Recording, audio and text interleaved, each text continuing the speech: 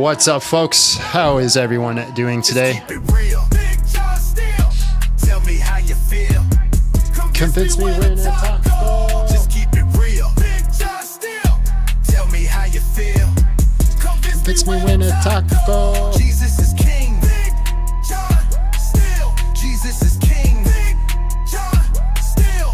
Bro, you don't make any sense. Slow down a second, it's making you tense. When I be talking, just don't interrupt. I say the truth, you get salty for what? Give me an argument, not an assertion. I'm almost convinced that you're not a real person. Why are you galloping? What do you gish? Topic to topic, you flop like a fish. Say what you're meaning while being concise. Still got my taco, I ain't leaving Christ. Linda, just listen, get wrecked by a Christian. I think you might have a special condition. I debate all of you Muslim and atheists, witches and wizards and new ages. I roll with Jesus, you still get defeated. You won't change my mind even if you repeat it. Just keep it real. Big John Steele. Tell me how you feel. Convince me when to talk. Just keep it real. Tell me how you feel. Convince me when to talk. Jesus is You live on X? Not yet. Not yet. Go live on Jesus X. is king. Give me some logic, I just wanna know why you so toxic, bro, I'm on a roll. You wanna troll me, I'm shutting you down. I be too busy to suffer a clown. Say that you hold a position, defend it. Linda, I know you don't listen, let's end it. It's your own fault that you're stuck in your state. I just move on if you come in bad faith. Don't say that I mean, I say what I mean. I'm showing love, pull you away from the thief. You run away, you afraid or you weak. Bro, That's I don't tough. play, I can make them retreat. You choose to deceive, ain't making me nervous. For those that I reach, I've been living my purpose. This ain't at all about the money. Money. Trying to lift up the soul of his gum is real. Tell me how you feel. Convince me when to talk. Just keep it real. Tell me how you feel. Convince me when to talk. Jesus is king. Big John Still. Jesus is king. Big John Still.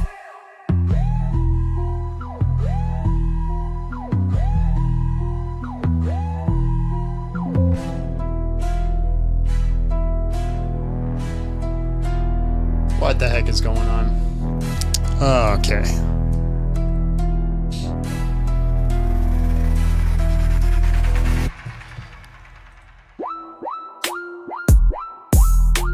Freaking passkeys ruining.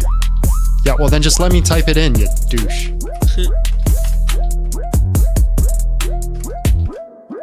Jesus is king. Jesus is king.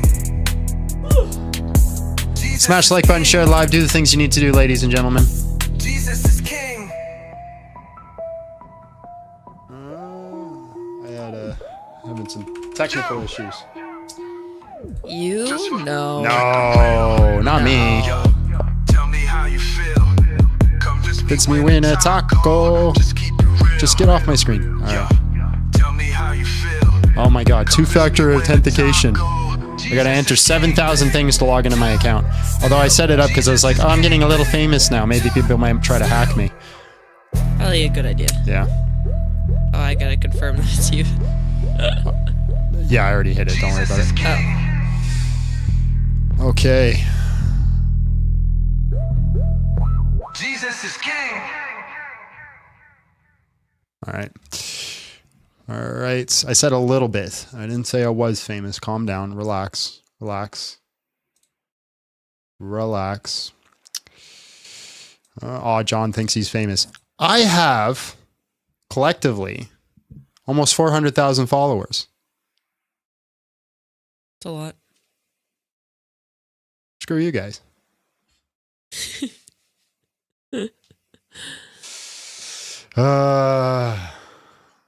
Collectively. Now, granted, I've stopped making TikToks.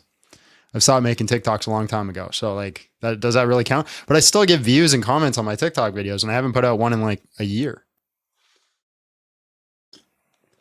How many videos have you guys that have gone viral? How many million view videos do you guys got? Huh? Over there talking crap. Over there talking. How many million view videos you guys got? I got one with 4 million. I got several others that pass the million mark range too. So you just sit there and be quiet. How about that? How about that? How about that? Don't need to go viral to be happy with myself. Oh, wow. Oh, wow. Look at you. Look at you on your high horse. Did you already open the shorts? No. Why am I getting shorts chat comments? Why are they coming? Why are they getting shorts chat comments? Are you sure? You're not. Oh, There's I only one. I clicked the wrong button. Hold on. This was a me issue, not a you issue. Great. Now my shorts chat is going to look like the normal chat and vice versa.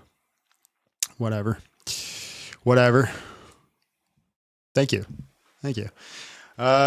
It's amazing how hateful this guy is. You haven't seen nothing He hasn't yet. even said anything. I haven't even started. I'm just getting warmed up. What are you talking about? We're just getting going. Boasting, not very Christ-like. We literally just started. I swear to God, these people sniff me out. These people that sit there and just like, I'm going to just shit on John. They just wait. And they wait to jump in and say horrible things about me. Also, just talking about yourself is not necessarily boasting. No, I was boasting a little bit.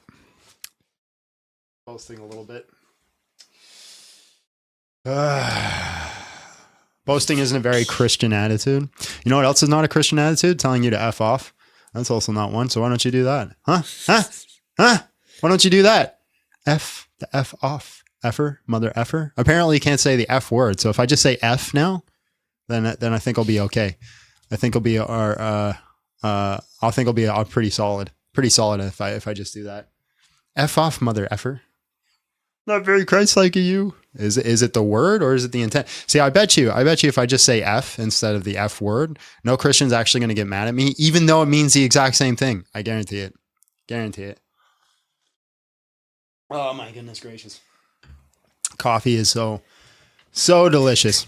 Yeah, Bird is perfectly in the doorway. Yeah. It's just chilling. Just watching. Abby's always got a mess in that little corner for us to look at. Huh? I said, you always got a little mess for us to look at. It's not a mess. It's laundry. What? That is, by definition, a mess. Is it? Yes. I feel like it's a mess if it's like unintentional, but that's intentionally hung up to dry. People liked the AMA, by the way. Yeah, we're not doing that ever again. So I'm glad you guys liked it because it's not happening again. Funky would like one once a month to cleanse his palate. No. But it was so wholesome. Nope. Not doing it. I hate him. I hate him with a passion. I thought it was fun. John hates being complimented. This is also very true. I also hate being insulted. So I'm kind of like in the middle, like what's an AMA? I'm still shocked people don't know that. And listen, I'm not coming down on you. A lot of people don't know who it is. It means ask me anything. I'm literally seething, coping, and crying. It sounds like a you problem, bro. Sounds like you don't donate enough for us to do an AMA once a month. What? He doesn't donate enough for us to do an AMA once a month. Bro. Not even remotely close. Bro. Maybe if he tripled it, we'd consider it. That's wild. Oh my God. Off topic. What mic do I have? Quality is perfect. It's not just the mic. People always go, you buy the equipment, your quality will be great. There's a whole chain. It's called an audio chain that you need to have. So the mic is a Shure XM7, I think it is. I'll tell you in 2 seconds. MV7, sorry. Shure MV7. It's a good mic, right? Good mic. Not saying it isn't. But you also have a good quality XLR going into a Vocaster 2. And then I have that Vocaster 2 chained into Voice Meter. And then in Voice Meter, I have EQ and compression running. So that's the chain. Abby does not have the same mic. Abby has a mic that was given to us as a gift to help start the channel by an old friend of ours. It's a great mic that she has, but it's not quite the XM7. Not quite the XM7. I am a nerd. Big nerd. I'm a nerd. Well, audio. I used to do that for a living. Literally, that's what I did for a living. I go set up audio, do concerts, things like that. I wasn't good at it, which is why I didn't do it for a living for long. But I did do it for a living. Abby was promised this mic 3,000 years ago. Oh my God. Stop with the Jew oaks. We'll call them Jew oaks. What? Well, they're jokes about Jews, Jew oaks. Fun fact, people in England speak English. What? Audio. I don't know if audio is fun, but like solving puzzles is fun. I was a home AV tech for 15 years. Very similar. Not too much different. You wouldn't run an audio board, but you get the concept and the idea. And usually you're going to use speaker cable rather than quarter inch and things like this. Okay, I might restart the chat because that's going to annoy me if I have. What chat is it bringing in? See, well, I clicked the wrong thing. So now the normal YouTube chat is coming in, but it has the Shorts logo beside it. Oh, I see. Yeah, and that's going to drive me nuts. So I might just reset the program and reconnect it. You do that. Yeah, I'm going to do that because it's going to drive me crazy. I can read the chat while you're blind. If there's anything interesting. Yeah, I totally forgot. I closed the program, then I forgot what the name of the program was. Isn't it the ninja thing? Yes, I remembered it just before you said it. That's pretty good for me, hey? I was actually, yeah. That's impressive. Big brain over here. You do. You're sometimes, like, I keep telling Abby this. Like, she thinks sometimes she's slow, and then she comes out and gives me just some, like, really deep wisdom. And I'm like, that came from you? And she's like, yeah. And I'm like, wow, shocker. Just make sure you're in focus. I can't focus you without you, so that's why we wait. Did you watch Jim Bob's analysis of your video? I did. I was going to do a reaction to it, but a reaction to a reaction is kind of like reactception. It's a lot. So I listened to it. He was very kind. He was very nice. He seems to think I'm going to be going down this this path of debating evolution, which is not my plan. But with that being said, I was offered a debate with somebody about evolution right after I posted that video. I have yet to respond because I'm like, do I want to do it? I'm like, I kind of want to because the guy is like, he's well known and it'd be fun. But at the same note, I really don't care that much. So like, I'm not going to prep for the debate. Like, I'm just going to go in there and be like, I'm not convinced. I'm not convinced. I'm not convinced. So, Modern Centurion said, but then he can react to your reaction of his reaction. True. That's the issue. True. Yeah, it just gets too much. A loop. I actually like what Trent Horn's been doing, where he has these rules where he's like, I'll react to somebody once, and then after that, it's an invitation to have a conversation. And then, because I hate reaction videos, I really do. Reacting to reacting, because it's horribly dishonest, and I'm working on a video right now about how it's horribly dishonest. And then, yeah, I might take that rule and just try to engage with the principle of charity and all that. Guys, smash the like button, share the live. We're not taking any guests until we get 20,000 likes. Also, our TikTok lives have been dead lately, so YouTube's been great. We've been getting lots of people on YouTube, but for some reason, TikTok has just been dead. So if you guys can smash that like button, that'd be really appreciated. Let's do a prayer and let's get started. Lord, thank you for this day. Thank you for the blessings. Walk with us, be present with us, guide us into good conversations. If we're not to have good conversations, give us the strength to strike down the bad ones. In Jesus' name, amen. In the name of the Father, the Son, and the Holy Spirit. God is good. We are not. Today's topic is convince me to stop worshiping Jesus. Win a taco. No Christians allowed today. No Christians allowed. Abby, you can open up the Shorts chat if you would be so kind to do that. Where is it? They're sending us out to the comment section, into the trenches with no protection, where reason dies and chaos reigns. The Shorts chat battlefield where nothing remains. I don't know what it is, but that chat looks smaller now all of a sudden. The brain rot takes everyone we've got. Why say your wife is slow? That's so rude. I didn't say that. She says that. That's a perfect example of only listening to what you want to hear. Exactly. He literally said that I think that I'm a little slow, and he tries to convince me I'm not. What's up, Steve? Steve? It is, yeah, he's in the chat. Wow. Hi, Steve. We haven't seen him in forever. The comments move faster than we can read. Deleting nonsense, fighting the feed. First and ratio, echo in the void. Every brain cell systematically destroyed. We tried to bring order to the storm. Here comes the you're not actually worshiping Jesus arguments. You know what? I'm going to let them do it today. You want to convince me I'm not worshiping Jesus? Let's go.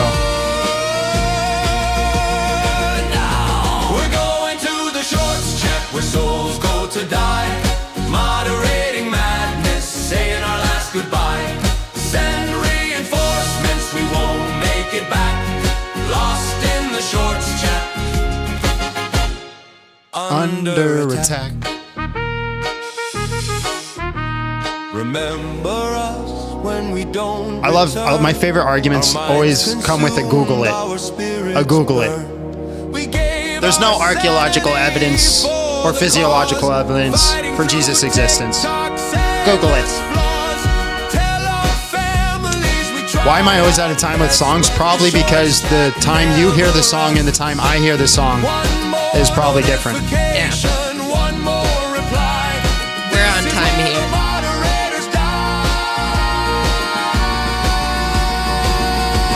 We went to the shorts chat where souls go to die. Moderating madness, no one heard our cry. No reinforcements, we didn't make it back. That also means I'm dancing out of time too. Yeah. You look like a stereotypical white boy. I got rhythm.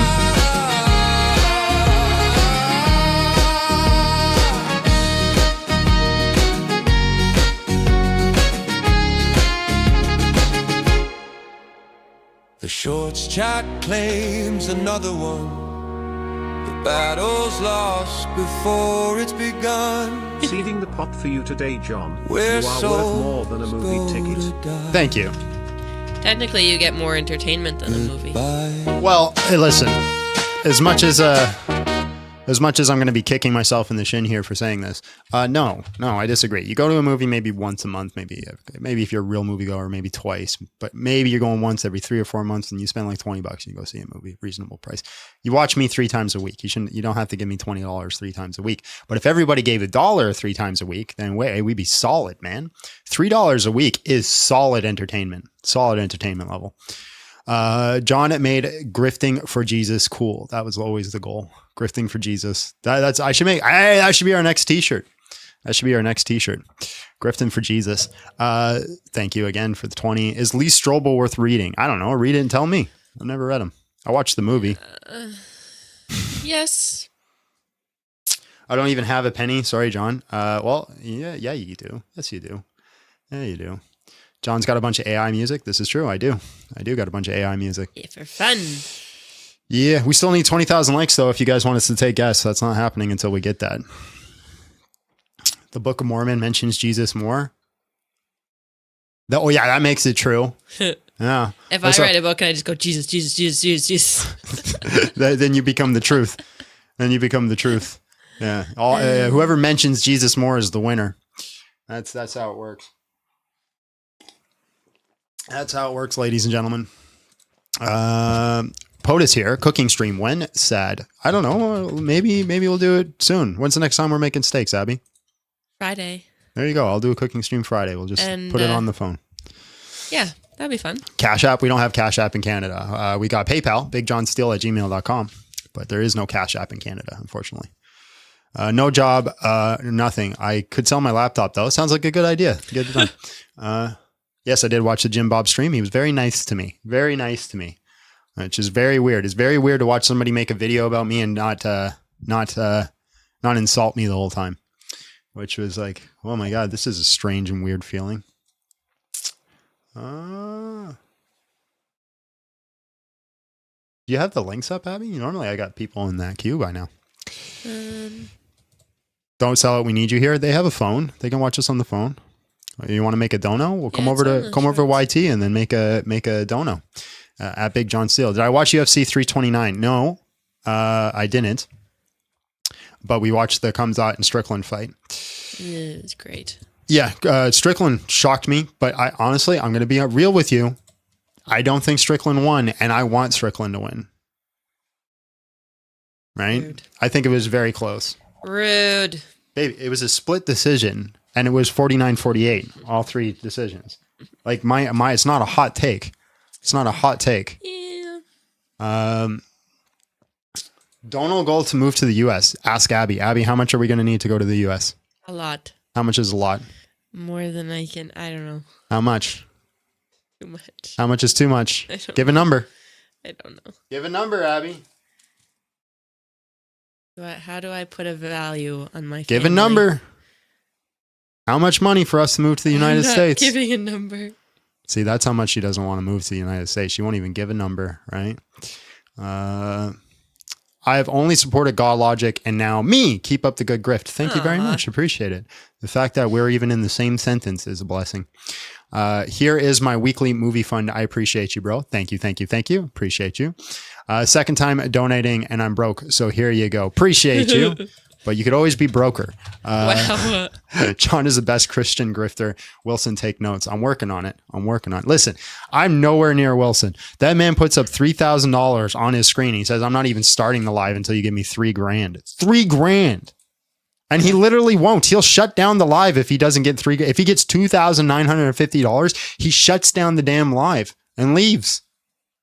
I've seen it. I saw it with my own two eyes. I was like, my goodness gracious. And people. Did he come back? No, he left. Oh. He left. He was gone. He's like, you guys didn't achieve the Crazy goal. work. He didn't achieve the goal, so he left. And he went and played video games. That's wild because he still took the 2,000 whatever. He's like, I need it. Yeah, and people ate it up, man. People ate it up. All right, we're at 15,000 likes. You're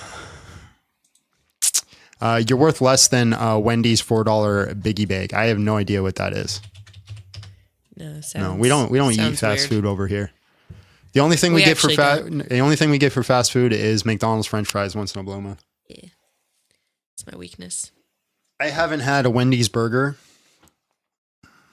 Let me think about this for a second. It's probably 14 years, if I'm being right. The other week, he needed to go to No, less than that. Maybe 11 years. Yeah, I don't remember the last time I went to Wendy's. The other week, he was like, I need to go to Canadian Tire. Do you want to come with me? And I was like, no. And then he's like, I'll get you French fries. I was like, okay. Yeah, that worked. It worked. So here's the reason I don't do fast food is because the quality since when I was younger has dropped downhill and the customer service just makes me mad. Yeah. So when I go in there, it's so bad and they so don't want to deal it and they just want to push you along that I just don't want to go because I just get mad and they're just young kids doing their job. But like, I just like customer service at every single fast food restaurant I ever go to is so bad that I just do not want to be there. Now here, would you get like, Popeye's chicken and Mary Brown's chicken every now and then? I guess that counts as fast food. Technically. Yeah. Or like Subway or something. Subway, yeah. Well, we haven't had Subway in a long time either. No. Binging your videos. They have been incredibly helpful. God bless you, sir. Thank you. Thanks for binging. Appreciate it. Also, guys, I asked everybody on the GoFundMe what they would like me to do with the money, seeing as how we're not hiring an editor now. So here's what we're thinking. I'll use it towards a website and I will use it towards buying software for my own editing. Because right now I'm using the free version of DaVinci. So I'll just get the paid version of DaVinci and then a few other odds and ends that'll help speed up the process. But you guys let me know if you think that's worthy of the money that you've given me for the channel. If you want it to go towards something else, also let me know that because it was your guys' money. Why no editor? Because we can't find somebody who's willing to work for as cheap as we're willing to pay. Yeah. I'm going to be transparent, man. We can't pay enough for the editing skill level that we want. The people who would take the editing, like who would take payment for the editing, who would take equivalent editing pay, like I can do that editing myself. So I might as well just do it myself. Buy myself a real cowboy hat. Abby? Yeah. Can I use it to buy a real cowboy hat? Somebody in the chat said I could. Was it Gabe? I don't know. Is somebody named Noah? Oh. Noah. Probably not that money, but I'd love you to get one day. Why can't we use that money for a real cowboy hat? Gabe says yes. We could start a But you got to figure out what kind you want. Yeah, that's true. I do really want a real cowboy hat. Do you even know what kind you want? No. I don't want, I know it's got to be something that's more for like city and modern, but my goodness, I don't know what it is. I am the least country kid and I grew up in the country. I'm still not that country. I'm a city boy and I've never been in a city. And I really want a cowboy hat. I just think they're so cool. I think cowboy hats are so cool, man. Mm-hmm. And you know what the best part about being a grown-ass man that knows how to fight? No one can tell you what to wear. I'll wear the damn cowboy hat. Nobody can tell me to take it off. You have to come take it off, and good luck with that. All right, we had 20,000. We hit 20,000 likes, ladies and gentlemen. So let's bring up a guest. Let's bring up a guest.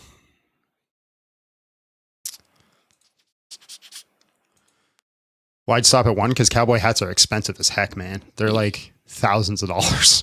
Hello, how are you? And just real quick, how old are you? Yeah, I'm 19. All right, man. Can you convince me to stop worshiping Jesus?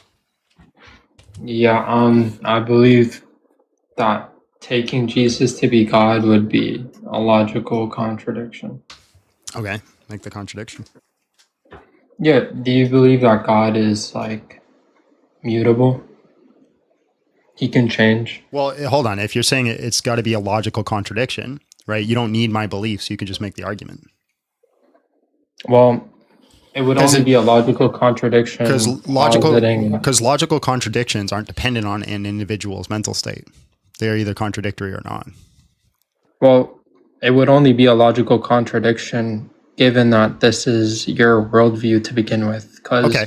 if I So- ask a Unitarian, Jesus being God is a logical contradiction, well, yeah, that's not an issue. They don't believe Jesus is God, but they believe they're Christian. Well, hold on. No. You stated that Jesus being God is a logical contradiction.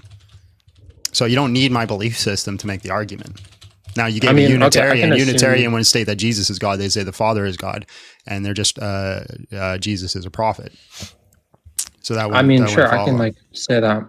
Okay, well, for example, you believe that God is unlimited. Jesus is God. If it's a logical, I don't think you know how logical I'm contradictions presenting the work, my friend. logical contradiction. But hold on, if you have to start with you believe, right, then it starts on the mental state. Just provide. No, the not argument. necessarily. Yes, necessarily. That's a Look, logical. do you think there's a contradiction in me? Well, look, I can pause that contradiction with saying you believe that's not an issue as long as there's a P in conjunction with the negation of it. So, for example, Tim believes it is raining. It is not raining. That can be considered a contradiction. How's that a contradiction? Yeah, it's a P and not P. It's not a P and not P. Tim believes it's raining belief- at X location. It is not raining at X location. That's a category error because you're talking about a belief system and what's actually happening. That's not a Category errors contradiction. can be contradictions, but okay, I think this is tangential. Jesus being God means that he's unlimited. He is limited. That's a P and not P. Okay. And for a contradiction That's to a be a con- contradiction, it has to be in what way? Has to be at the same respect In and same time, you could say. same way, in the same manner, right? Yeah, sure. Okay. What is the Trinitarian view on the hypostasis? Yeah, there's multiple views, but I'm assuming you're a deophysite. You believe in two natures. Well, hold on. Is there a logical view? There isn't a logical view. Okay. But I can I can demonstrate the contradiction, but if I were to like demonstrate the contradiction within a Miaphysite view, it would just be irrelevant if you're not a Miaphysite, right? So if Okay. you're a Deophysite, I can give you the argument for that.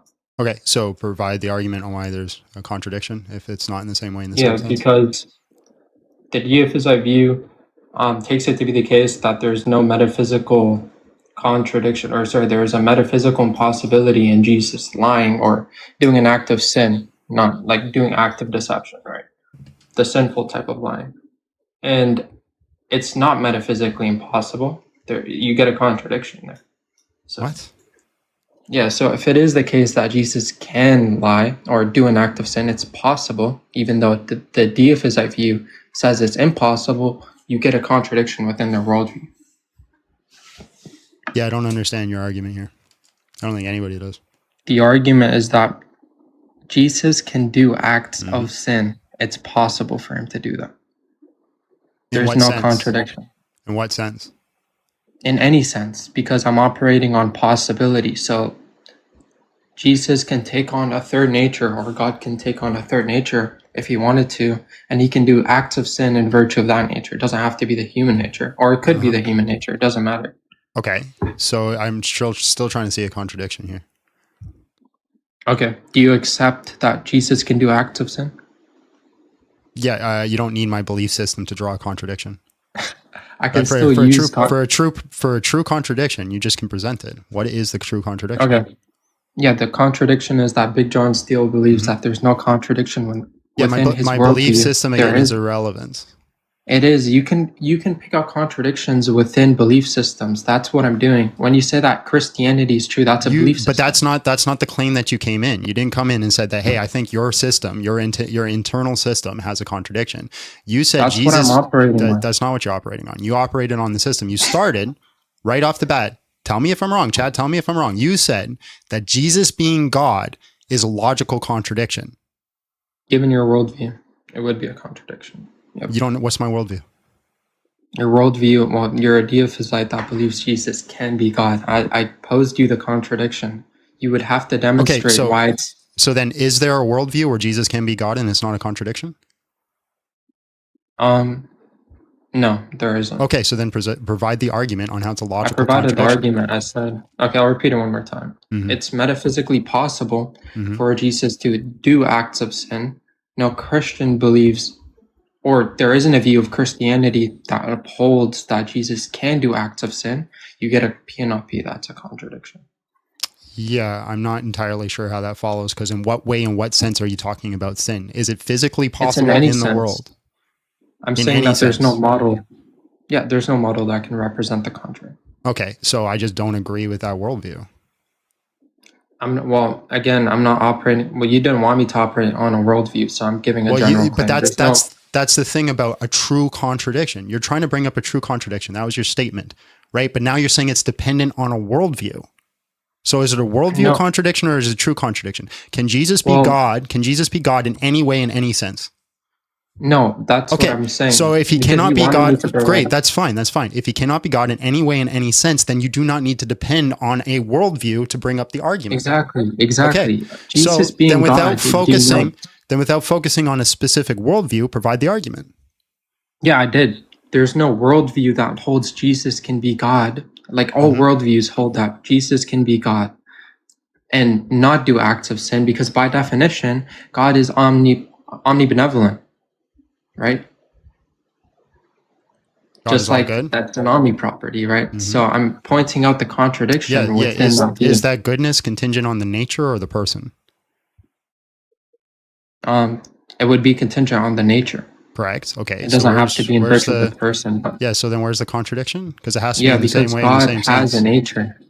Yeah, regardless. Yeah. If so God were to obtain... hold on, you've been yapping a lot. Jesus possesses two natures, right? So he possesses the nature that is God. He possesses the nature that is human, right? The nature that is God is where the goodness is, because it's in the nature. So him being in the human nature, right? It having the possibility to sin. I don't see the contradiction.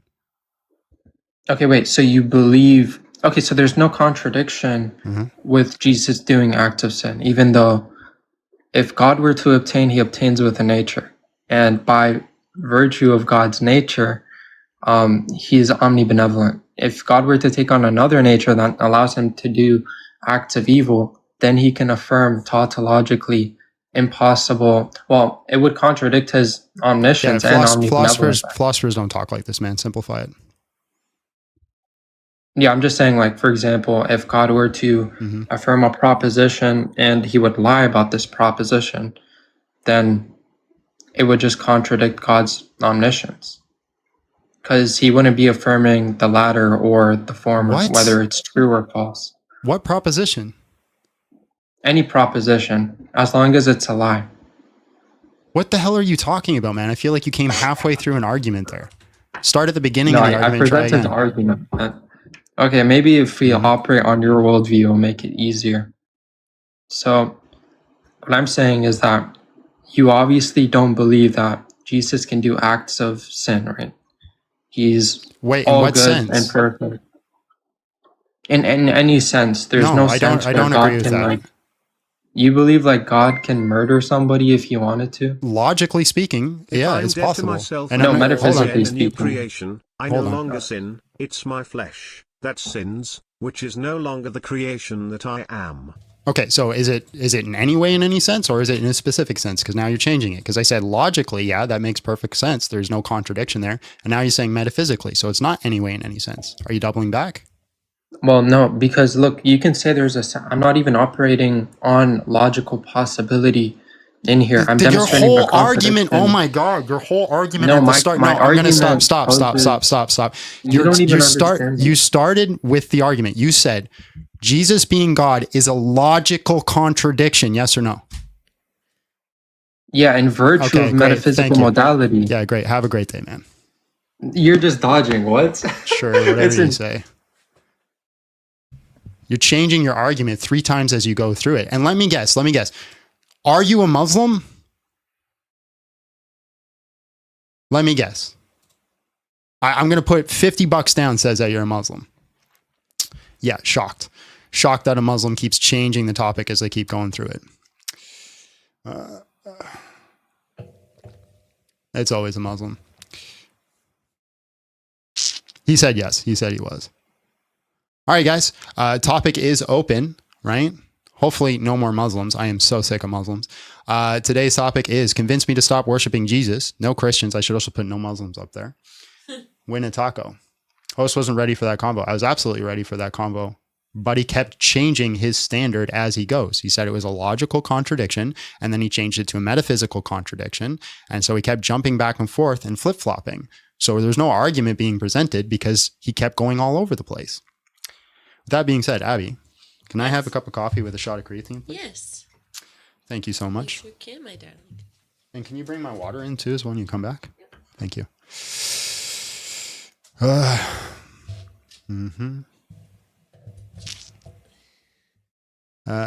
Hold on.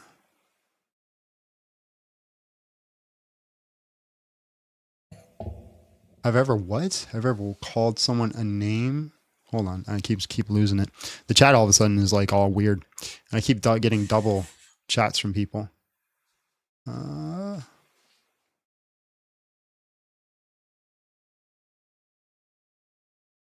What kind of taco? Any taco you want, man. You order the taco, I pay for it. Jake, hello, how are you? And just real quick, how old are you?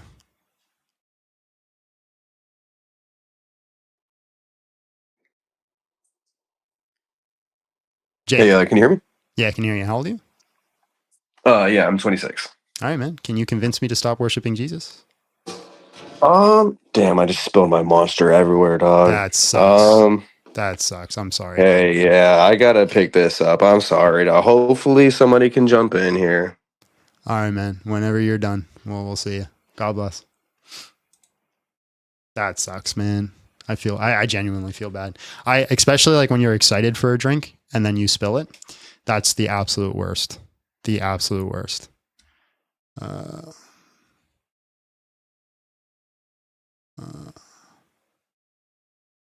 Now let me reconnect this because I'm getting double chats here. It's a sign. Thank you, baby. You put creatine in it? Yeah. Appreciate you.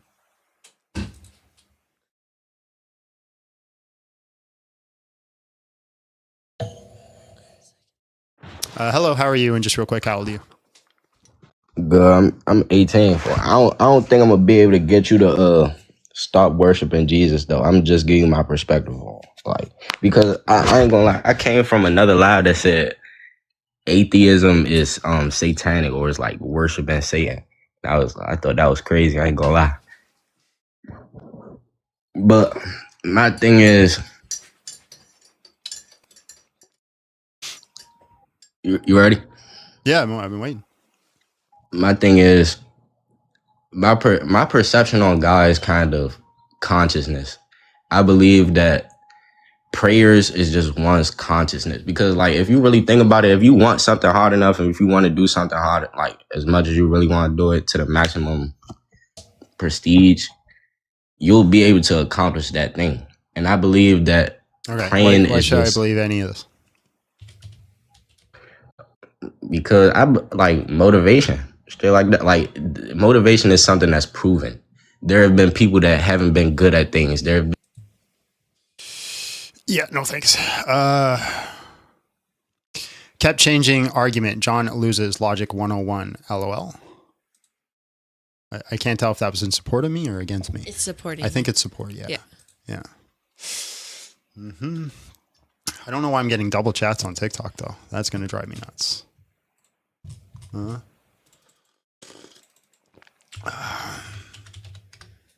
Here's the truth. If I never talk to a Muslim again, it'd be too soon. Abby is the John worshiper. I don't think she worships me. Or whisper her. Whisper. I thought you said worshiper. I am. When am I going to do a live with Divine? As soon as he fixes his sleep schedule. His problem is he stays up till like 6 in the morning and then goes to bed. You'll give me a taco to keep worshiping? Great.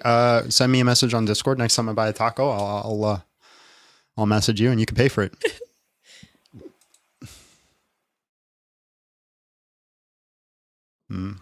Hello, how are you? And just real quick, how old are you? Send me your location and vibe communicating. I just need. Have I ever convinced anybody that I was arguing with? No, but I've had conversations with people, and then all of a sudden we get like a message or something where people are like, "Hey, I've been watching your content, but watching your debates, and I found Jesus, and those are who we do it for." I don't think that's. Sometimes people will be like, okay. Some people like open up to it, but I've never had anybody go, "Yeah, you're right. Yeah, Jesus is real." Right. Hello, how are you? And just real quick, how old are you?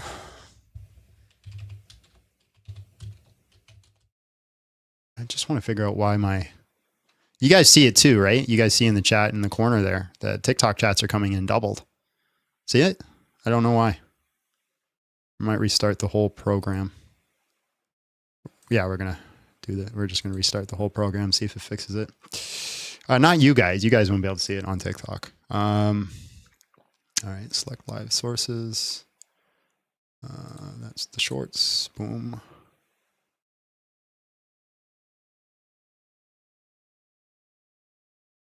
There we go. And then we're gonna, doesn't take too long. Hopefully that fixes it. We're gonna find out. All right, we got a guest. Oh, it's Jake again. Did you clean up your monster? Nah, I'm gonna let it soak up here in the sun. Sun is the best disinfectant, huh? All right, whatever you say. Yeah, so main thing I really wanted to say here was like if worshiping Jesus is like kind of what got us into the American standpoint, or like the standpoint that we're at now with our American politics, I'd say it's more than reason enough to kind of stop. Like a lot of the stuff that we have going on right now isn't positive. We're, in comparison to other countries, we're not doing well with our education system, our healthcare system, a lot of other things. Okay. And when it comes down to free speech, even like, okay, so what about we can't speak freely about a lot of things. Yeah. What about in the 50s and 60s when the school system was at the peak and the economy was at the peak and most people in the United States were going to church and were Christian? Does correlation equal causation? Oh, huh. Weird. No, I mean, you can directly tie a lot of Christians now voting for Trump directly with what Trump is passing. So, but are they it's not a matter of correlation equals causation. It's a matter of cause and effect. Are they voting for Trump because Christianity told them to do so? Or are they voting for Trump and they just so happen to be Christian? I think this Trump is manipulating Christians. Correlation causation?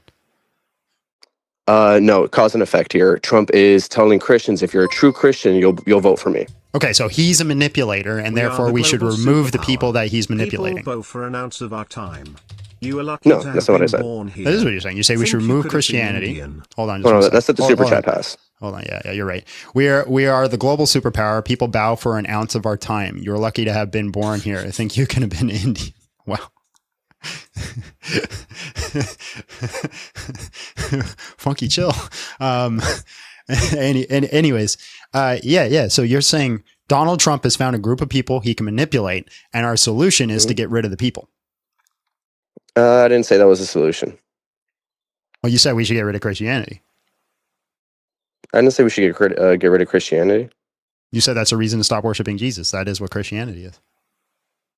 I didn't say we should get rid of Christianity. You're asking me to convince you to stop worshiping Jesus. And if worshiping Jesus is what's getting us into this position here, I'd say it's better to kind of reevaluate what's happening here and how easy it is to be manipulated as an entire population. Okay, so A guy is good at manipulating people, therefore those people shouldn't worship Jesus. No, a guy is good at manipulating people because of the openness that thought process allows you to have. Okay. What openness does that thought process force? Like, do you have any information, data, studies that show us that, hey, believing in Jesus it makes it easier for you to be manipulated? I mean, we can look back towards the Reagan times where so no, you don't. He wasn't. Am I giving you an example, or you? No. Are you I just asked you, do you it? have any studies or papers that show us? Do you that, only like, go based off of studies and papers, or do you go based off of history as well? Yeah. So again, why should I believe? Because again, you said is correlation causation, because I can show you a whole bunch of correlates with Christianity being very good for the world. Okay, and I can also show you some cause and effect here, which is what I was trying to get at here with Reagan. So are you just going to bring up correlation as causation? Again, cause and effect is separate from from correlation equals causation. Yeah, I agree, but you have to prove that it's the cause. Okay, well, if I'm in the middle of speaking, you can't just say, "Oh no, that's correlation equals causation." If we're looking at history, I and look at asked what you. Reagan I didn't say did it was. I asked you. I said, "Are you going to bring up correlation as causation?" You said, "No, you're going to bring up a cause." I said, "Fine, okay, do it, but prove to me it's a cause." So if we look back at what Reagan was doing, a lot of the stuff that he was trying to pass, he was doing all too well until he involved the Christians and said, "Hey, you know, we need more Christian votes. We need more this, that, and the other, whatever the fuck, right?" And whenever it came down to the topic of abortion, he was losing that topic until he brought up Christians and how it's the most Christian thing to do to, be against abortion, whatever, right? That's not manipulation.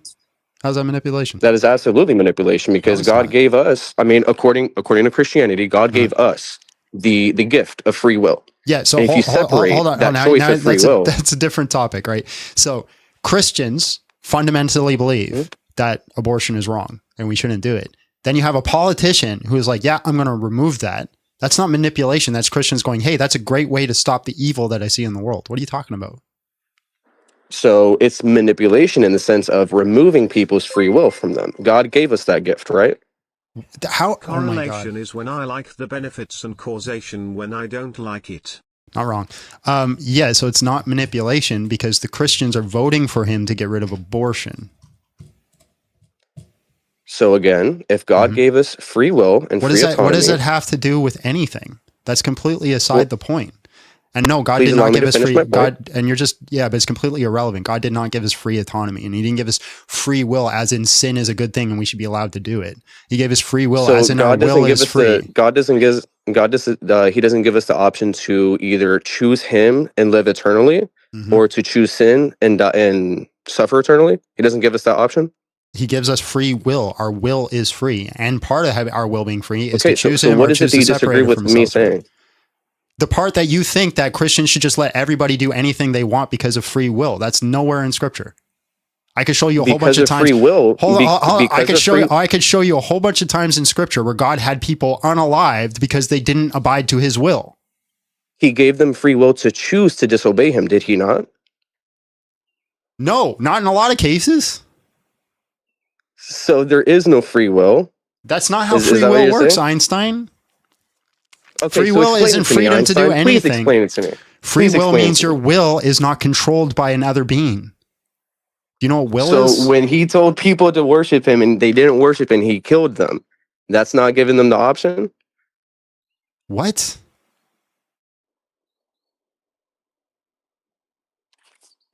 You want? Oh, you left.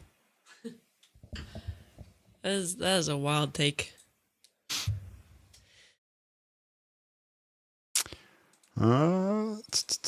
Worshipping Jesus has led to the degradation of the school system. You guys ever notice when I press somebody on a specific topic, they always switch the topic? Always.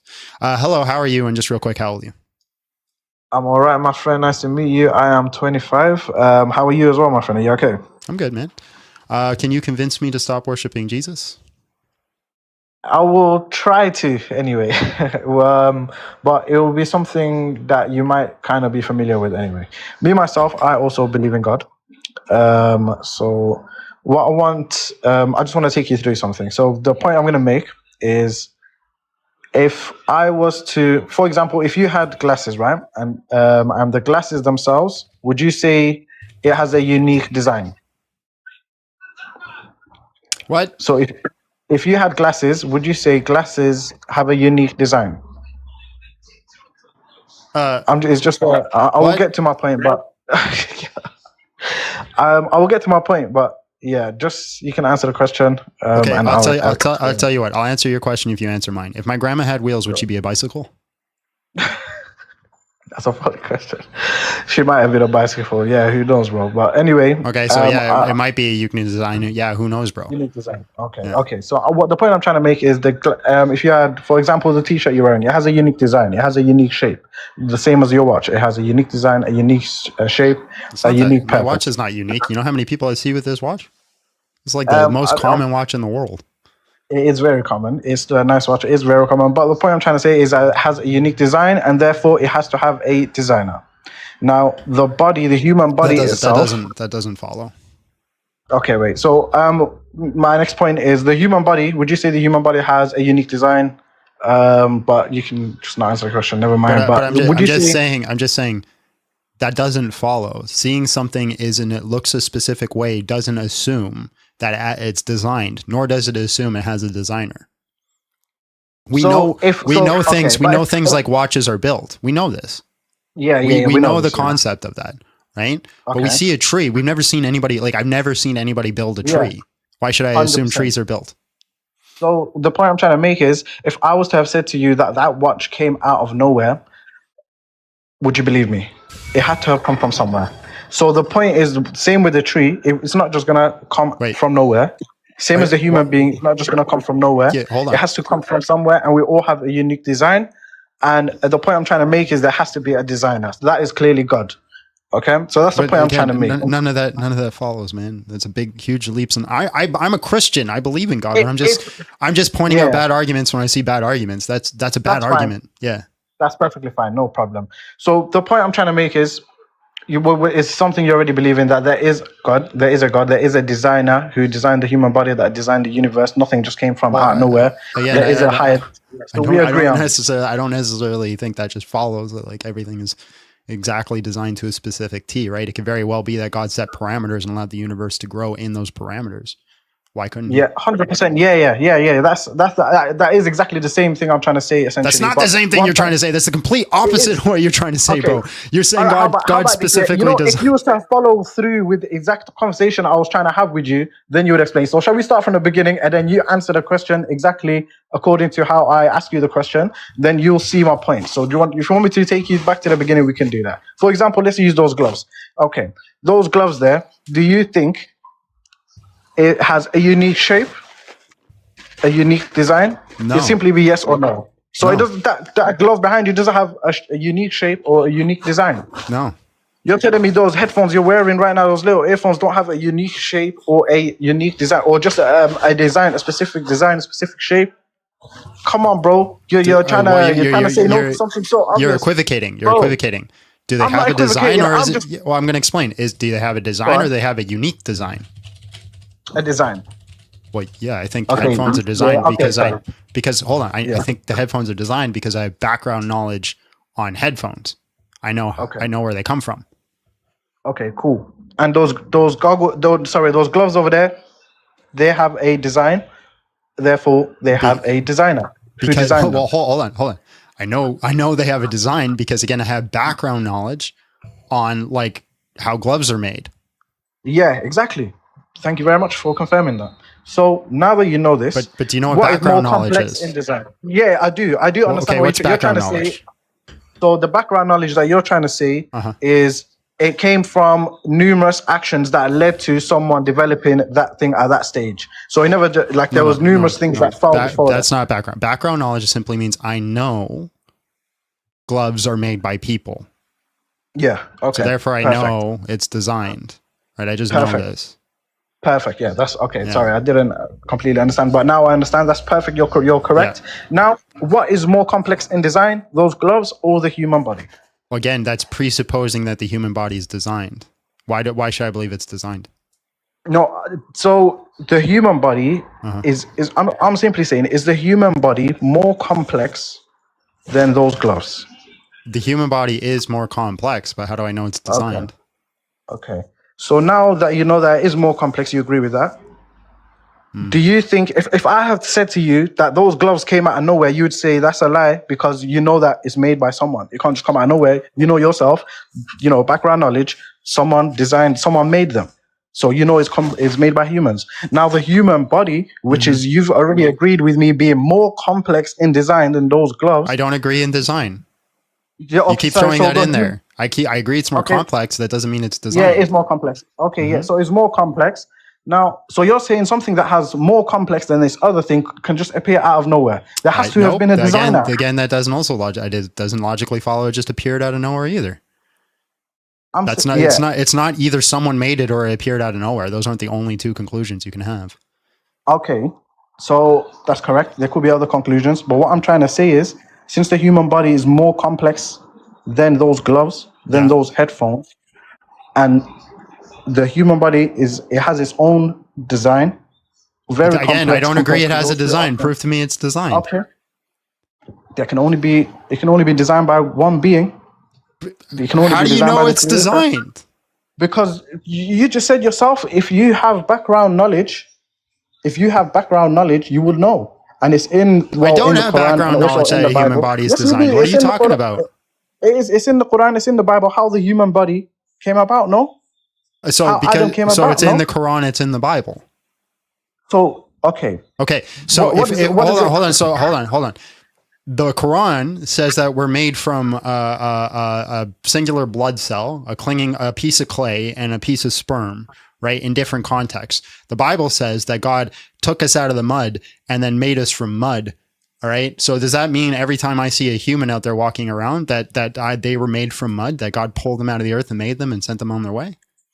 No, but this is how they originated. This is your simple background knowledge. No. Okay. So this is your background knowledge. let's say Adam. Let's say earlier. God Yeah. made Adam from mud.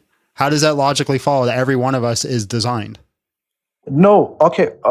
We was originally, bro. Listen, what I'm trying to say is, yeah, you mentioned background knowledge earlier, and the point I was simply trying to make is, this is your background knowledge as to how the human being was originally designed.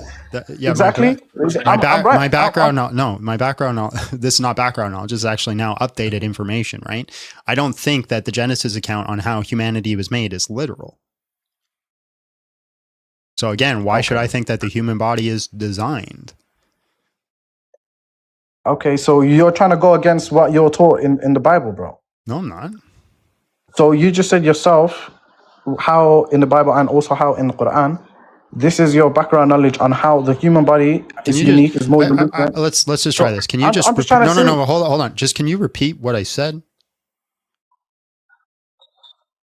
So we're sorry now. If you'd like to repeat, I can't remember everything you just said. I thank you for your time. I thank you for your time, though, bro. God bless. I'm talking like an atheist. No, I'm talking like somebody who's against bad arguments. Right? We don't just accept bad arguments because we agree with the conclusion. And also, it does not necessarily follow. Because again, evolutionary theism is a fact. That's a real thing that people actually have and actually believe and have logical arguments for. Sparring philosophy is an evolutionary theist. So therefore, he wouldn't say that the human body is designed in the way that we think it's designed, where God's just like piecing things together inside the womb.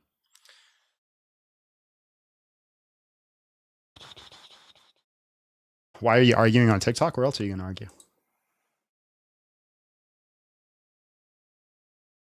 What type of taco will you in? You buy the taco. I just reimburse you. Matt Tew. Hello, how are you? And just real quick, how old are you? Yo, so I really like your crooked nose. Thanks. It's endearing. Yeah, you want to say it again? I'm a big fan. I like the makeup. No. Can you say that again? I like the makeup. No, the first part. You like my what? I'm a big fan. Of what? What do you say the first part again? Your crooked nose? Yeah. What did you say? Say the whole thing again. What did you like about my crooked nose? I like your crooked nose. Yeah. What do you like about it? Like why? Because it like points to the camera when you look like 45 degrees. Yeah. But like more reasons. Like tell me more about what you like about my crooked nose. It's shiny. Uh-huh. But why do you like it? Like just shiny things you like? No, because you can look 45 degrees and it's like looking at me. Uh-huh. Like right now, right? I'm looking sideways. Yeah, right now it's looking directly at my eyes. But why do you like that? Because it's cool. Huh? You're welcome. Mm-hmm. Eleptic. Hello, how are you? And just real quick, how old are you? I'm 43. Now that he's pointed it out, it's all that I could see. He's not wrong. That's the point that's annoying. He's not wrong. Because I can hear you. I look sideways and my nose is straight on. All right, man. Can you convince me to stop worshiping Jesus? I don't know if convince is the right word, but I can give you information or evidence that points to him not being the Messiah. Okay. Well, many Christians like to use the example for Zechariah 9:9, right, as the coming of the king, but they completely omit the rest of Zechariah 9:10. Yeah, but I don't believe that Jesus is the Messiah because of Old Testament prophecy. What leads you to believe that he is then? I'm new, so this is the first time that I've seen it. I just saw your prompt and wanted to engage. Yeah, I believe because he died and resurrected off of the cross. And then we see that the book of Acts, which is Luke himself in Luke, Matthew, and then John perform midrash and apply typology to these Old Testaments. So it depends on what direction that you're looking in. Jesus Christ did perform these miracles. He did die and resurrect off the cross. And I have good reason to believe in these typology arguments. I believe that's just an assertion without evidence, though. You would have to provide evidence that it actually happened. What you're doing is you're just asserting the Bible is truth without proving the Bible is true. Not even remotely close. Can you steel man my argument? If you can, I'm going to move on. Sure. What you believe is that Jesus died, was crucified, the prediction happened, he resurrected, and he is God or the Son of God, to some conclusion of that, right? Yeah. So what I'm doing is called a material implication. It's an if-then statement, right? If it is the case that Jesus Christ died and resurrected off the cross, then I have good reason to believe X, which is the fulfillment, the typology in these prophecies. I didn't make the claim. I didn't just assert that it's true because the Bible said it's true. That's a straw man. Anybody who says the Bible is true because it says it's true is lying because the Bible never says that and is also an idiot. I would agree on that point that anybody that asserts the Bible is true is generally an idiot. But well, that's not what I said. So again, you're arguing in bad faith. Hold on. No, that's not what I said. What did I say? What did I say? Say it again. You said that anybody that asserts the Bible is true is generally an idiot. Yeah, no, not what I said. God bless.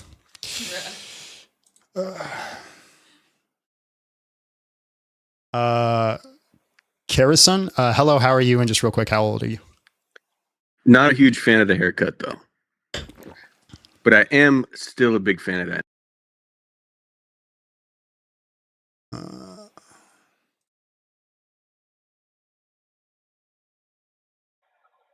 D-Man, hello, how are you? And just real quick, how old are you? Good, how you doing, man? I'm 39. All right, man. Can you convince me to stop worshiping Jesus? Well, I have a couple quick questions. But are you here for that topic? Are you here for the topic? Yeah, for sure. Okay. That's what I'm saying. I was just trying to see, like, because there's different like sects and stuff and like dominations. So usually I try to just figure out like what you believe in on that part. You believe that there's a Trinity, like a Godhead? There is a Trinity, yes. Or you believe that they're one or separate beings? The Trinity by nature is one being. Okay, so then you believe in the Bible as like the truth, like the word? Yeah, so what's your argument, man? So my thing is, with the Bible, there's a lot of contradictions and things that it contradicts itself inside the Bible. Okay. Like what percentage? Yeah. So what percentage of the Bible is contradictory?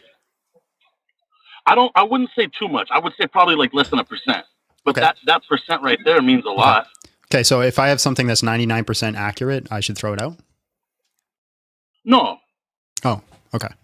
I don't think that. I just think that you should have maybe like an open mind, open heart, that you might not be worshiping someone that ever existed. Well, make the argument. Okay, so like in the Godhead, when they talk about it, when Jesus was being baptized, they said that he came into a form of a dove while Jesus was being baptized. and he said he looked up into the heavens and saw his Father. So those are three different things happening at once in one person, being one person. Yeah, that's not the Trinity. The Trinity is three distinct persons sharing a singular nature that is God. This is what you would expect to see if the Trinity was true. Okay, so that makes a little bit of sense. So then, are we part of it? No. Okay. So my thing is with Jesus, like everybody has their opinion on like their own Jesus. Do you think that Jesus was white? What's the relevance? Because a lot of white people think that he's white. And Yeah, like, but why is that Jerusalem. relevant to the topic? Because everybody that puts a picture of Jesus in their house, he's a white Jesus. Yeah, And why is you're that? worshiping Yeah, the wrong person you're just going in a circle. Why is that relevant to the topic? Because if you're worshiping a white Jesus, you're wrong off the bat. Okay, can you prove what color skin Jesus had? Go ahead. Because you said he didn't exist. So I'm curious how you know what color his skin is for a guy that doesn't exist. No, I never said he exists. I said, did you believe he exists? You said I should be open-minded to the fact that he never existed in the first place. Did you not? Right, and that's what I said. Okay, so if he never existed in the first place, what color was his skin? It would be imaginary. They would have made it up. They could. The white people telling the story would make so him if he's white, if he's just made up, then who cares if he's white? Well, that's what I'm saying. Jesus is in everyone's head, their own Jesus. So how can everybody create their own Jesus? That's not what you were saying. It's not even remotely close to what you were saying. Okay, so is it the fact that Jesus doesn't exist or the fact that he is not white? It can't be true. Those are true contradictions, right? Well, so I'm like, if I asked you if you believed in Santa Claus, I'd be like, all right, look, let me tell me what Santa Claus looks like. And if you described a black Santa Claus, I'd be like, I think you're worshiping the wrong Santa Claus. What? So this is what happens when you have no backbone to come back on. You're telling me to convince you that he's Jesus, but your Jesus is the wrong color that you believe in. How do you know what color he is? That's why I'm asking you. What color is you your said Jesus? I was wrong. Because I said you should have an open mind of that. You said I was wrong. You said I was worshiping the wrong color Jesus. So what color was he? I believe that he was kind of Hispanic looking, like a person who would live in Jerusalem. Okay, so today. he did exist. There's not a lot of factual evidence that proves that he did exist. Okay, well then what color was he if he didn't exist? I think that you think he was white. What does that have to do with the question I asked you? What color was he if he didn't exist? I wouldn't know what color he would be if he didn't exist. So he doesn't exist, yet I'd be wrong if I believed he was white.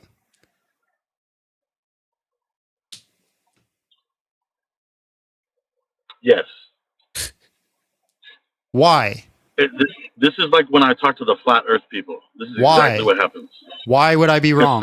Science is tough for you guys. What? How is this scientific?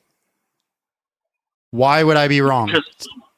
Because if you guys are believing in somebody and you all think that he's white and he was a different color, doesn't that? You said he doesn't exist.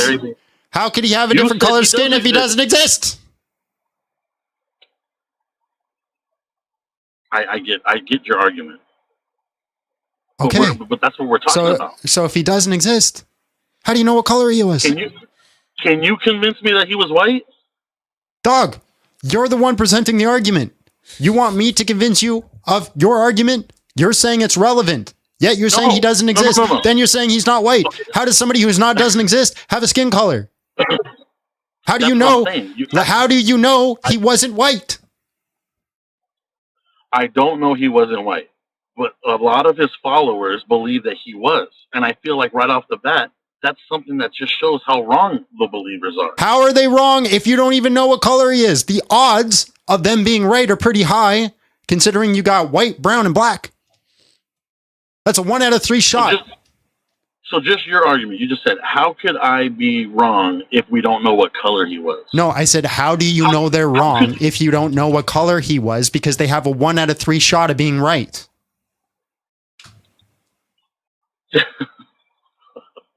That's a good point. I guess you're right. But that's what I'm saying. How can we start off this whole conversation in Jesus when you guys are saying that he's not even the right color? We didn't say that. I didn't say that. You said it. that. So what color is your Jesus? Freaking purple. Who cares? Whatever A lot color of he people was. Really? Okay, Christians in the chat, do any of you care what color Jesus is? And then put if you're white next to that. Put if you're a white person next to it if you don't care. Nope. One person said yes. No, don't care. No. Are they all white? Nope. That guy's literally black. His profile picture is a black man. That's another black man. Another black person. That's a black woman. I also have and they're a all few saying Mexicans. no. They don't care. Yeah, so hold on. Let's try this. All my black Christians in the chat, if you found out Jesus was white, would you care? Like if we found out historical fact that he was white, would you care? From Africa, no. So bunch of no's. Right. No one cares about his skin color except for freaking liberals who come in and want to get mad at Christians. Okay, so no, it's not the fact that they're upset about that part. I think it's just the beginning premise to go off of a lot of people saying that they're portraying him as a white person. Dude, if you go to China, they're portraying him as a Chinese person. Have you not seen Chinese Jesus? I haven't. Hold on.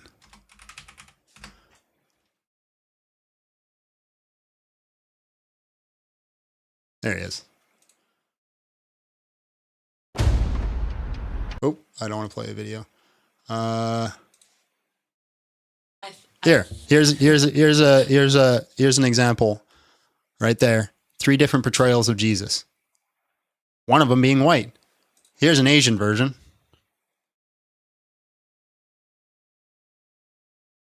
It's almost like people make art of what they know. Look, there's a depiction of Jesus. Does that look like a white man to you?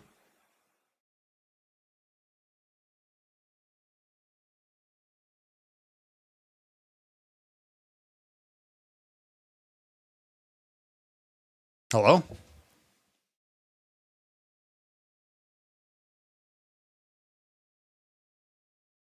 Samurai Jesus is dope. Hello? All right, man. Appreciate your time. Literally nobody cares about Jesus' skin color except for people who are mad at Christians. That's the only people I ever hear bring it up. I've never in my life heard a Christian bring up Jesus' skin color. Ever. Except in the context of making fun of people who bring up Jesus' skin color.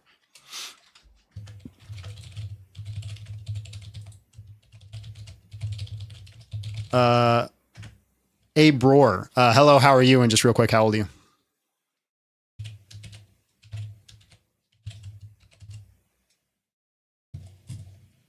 Abe Roar.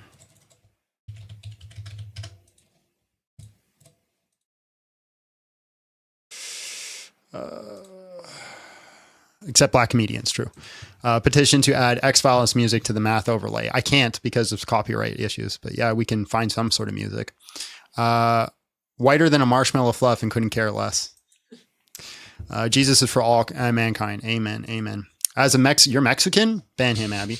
As a Mexican, my opinion about race matters more, and I don't care what color of skin Jesus has. That's racist. That's racist that you think because of your race, your opinion matters more on something. Wow. Couldn't be me. Couldn't be me. Mm-hmm.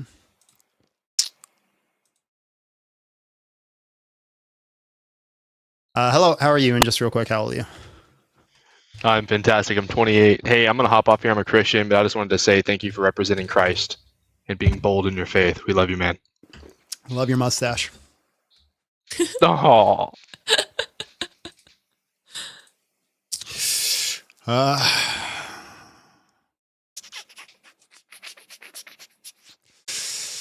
But my DEI, best caller ever. Jesus, human, and divine. What?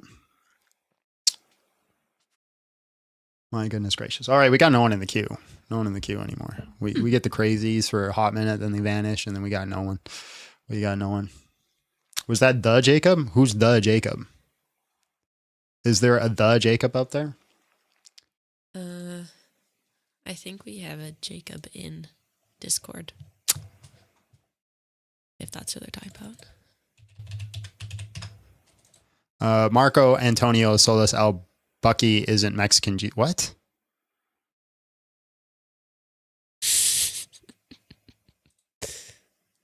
What? I have no clue what you guys yap about half the time. All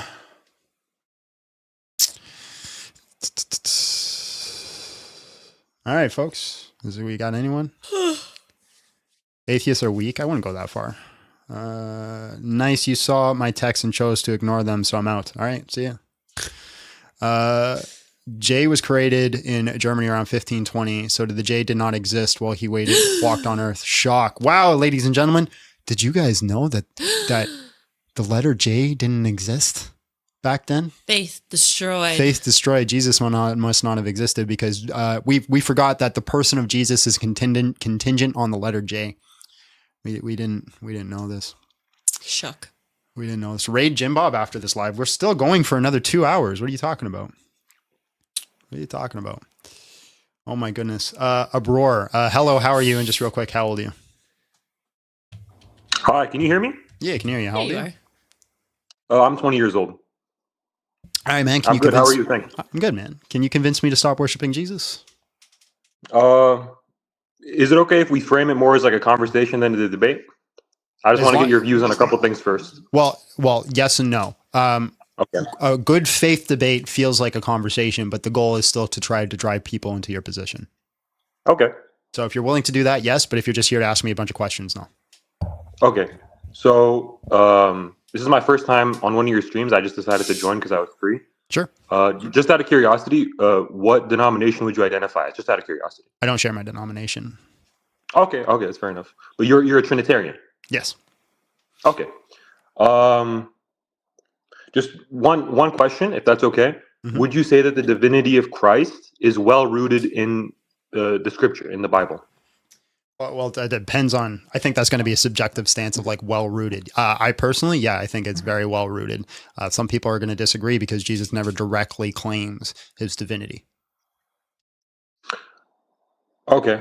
I was just curious your answer to that. So to answer your question, why would I would answer your question from a sort of personal perspective. So me as someone who's interested in worshiping God, finding out the truth, I cannot accept logically that God is triune, that he has more than one nature, that Jesus Christ of Nazareth could be 100% God and 100% human. You're Muslim, aren't you? I am Muslim, yes, I am. Smell it a mile away. Okay. I thought the name gave it away, to be honest, bro. No.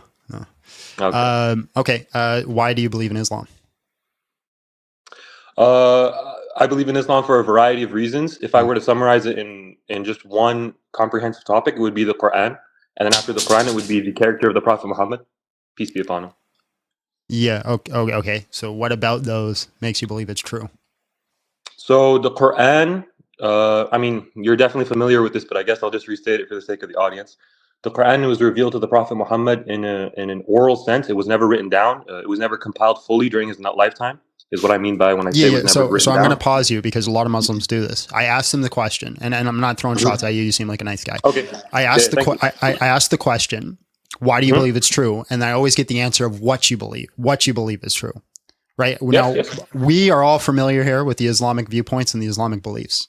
Right. Okay. We know that you guys think that he didn't know how to read, that the Quran was revealed to him over 23 years. As he got those revelation, he gave it to the people orally. They wrote it down, and eventually it became this perfect word that spread. My question for you is, why do you believe that's true? Well, the lifetime of the Prophet Muhammad and the preservation of the Quran, it's nothing compares to it historically. It's completely reliable. Even secular Western academics would attest to the verifiable accuracy of the preservation of the Quran, including the several modes of transmission, including the authentic Sunnah in Bukhari and Muslim and all these various collections. Awesome. Are you trying to is your argument that those aren't verifiable? So well, here's the question: can you actually show me that the Quran, can you show me that the Quran is the same Quran that we had now in Muhammad's lifetime? Yes, I can definitely. Okay.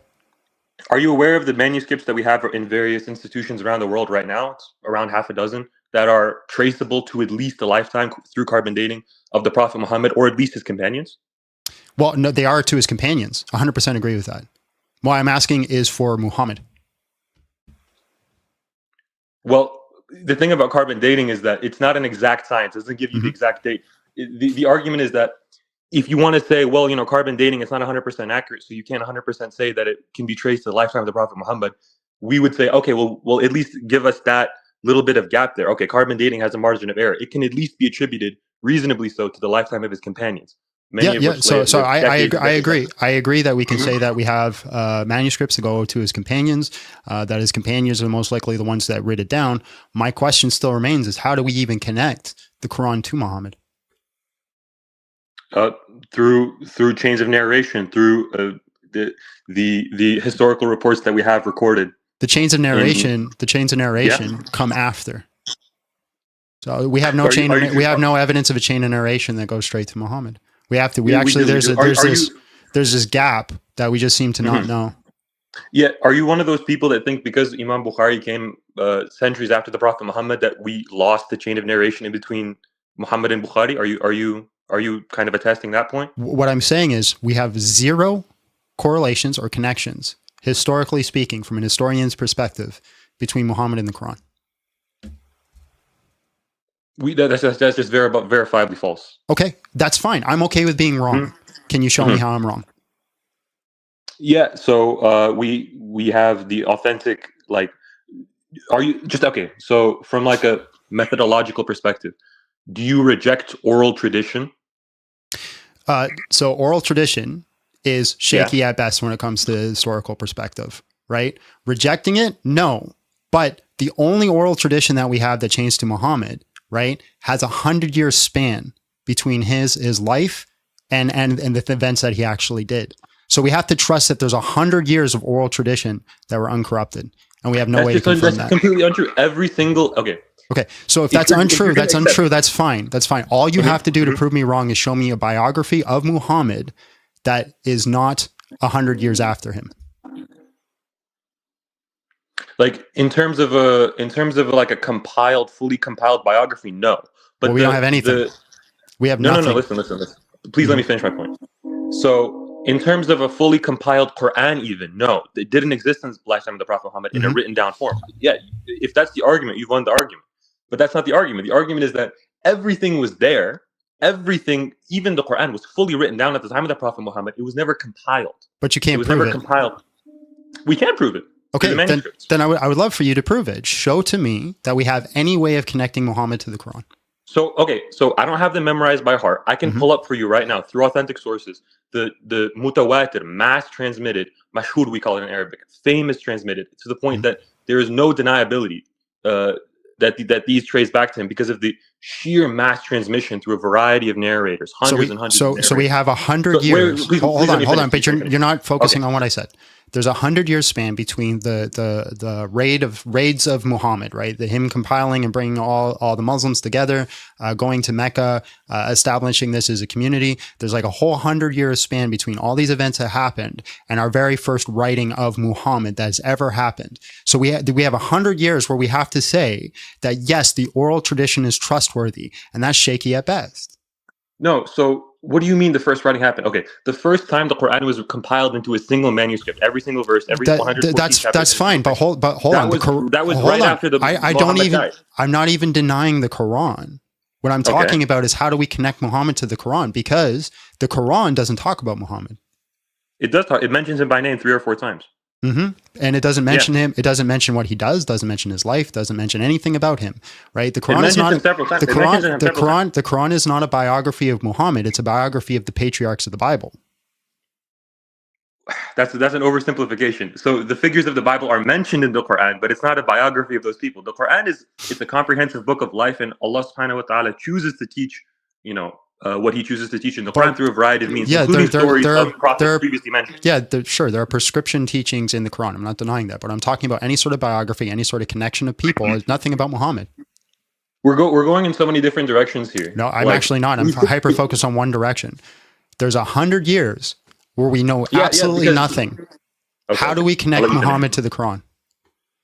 So I'm confused on what you take as evidence, because if I pull it up right now and I recite to you the chain of transmission of Muhammad reciting to so many of his companions, including, for example, Umar ibn al-Khattab, Uthman ibn Affan, Ali ibn Abi Talib, he recited to all of these people, and these people recited to their students, and some of them who were at the top, who learned it directly from Muhammad, wrote it down. Many of them wrote it down, Right. including Why should I Muawiyah trust? ibn Abi Sufyan. Why should I trust that they got it from Muhammad? How do I know they got it from Muhammad?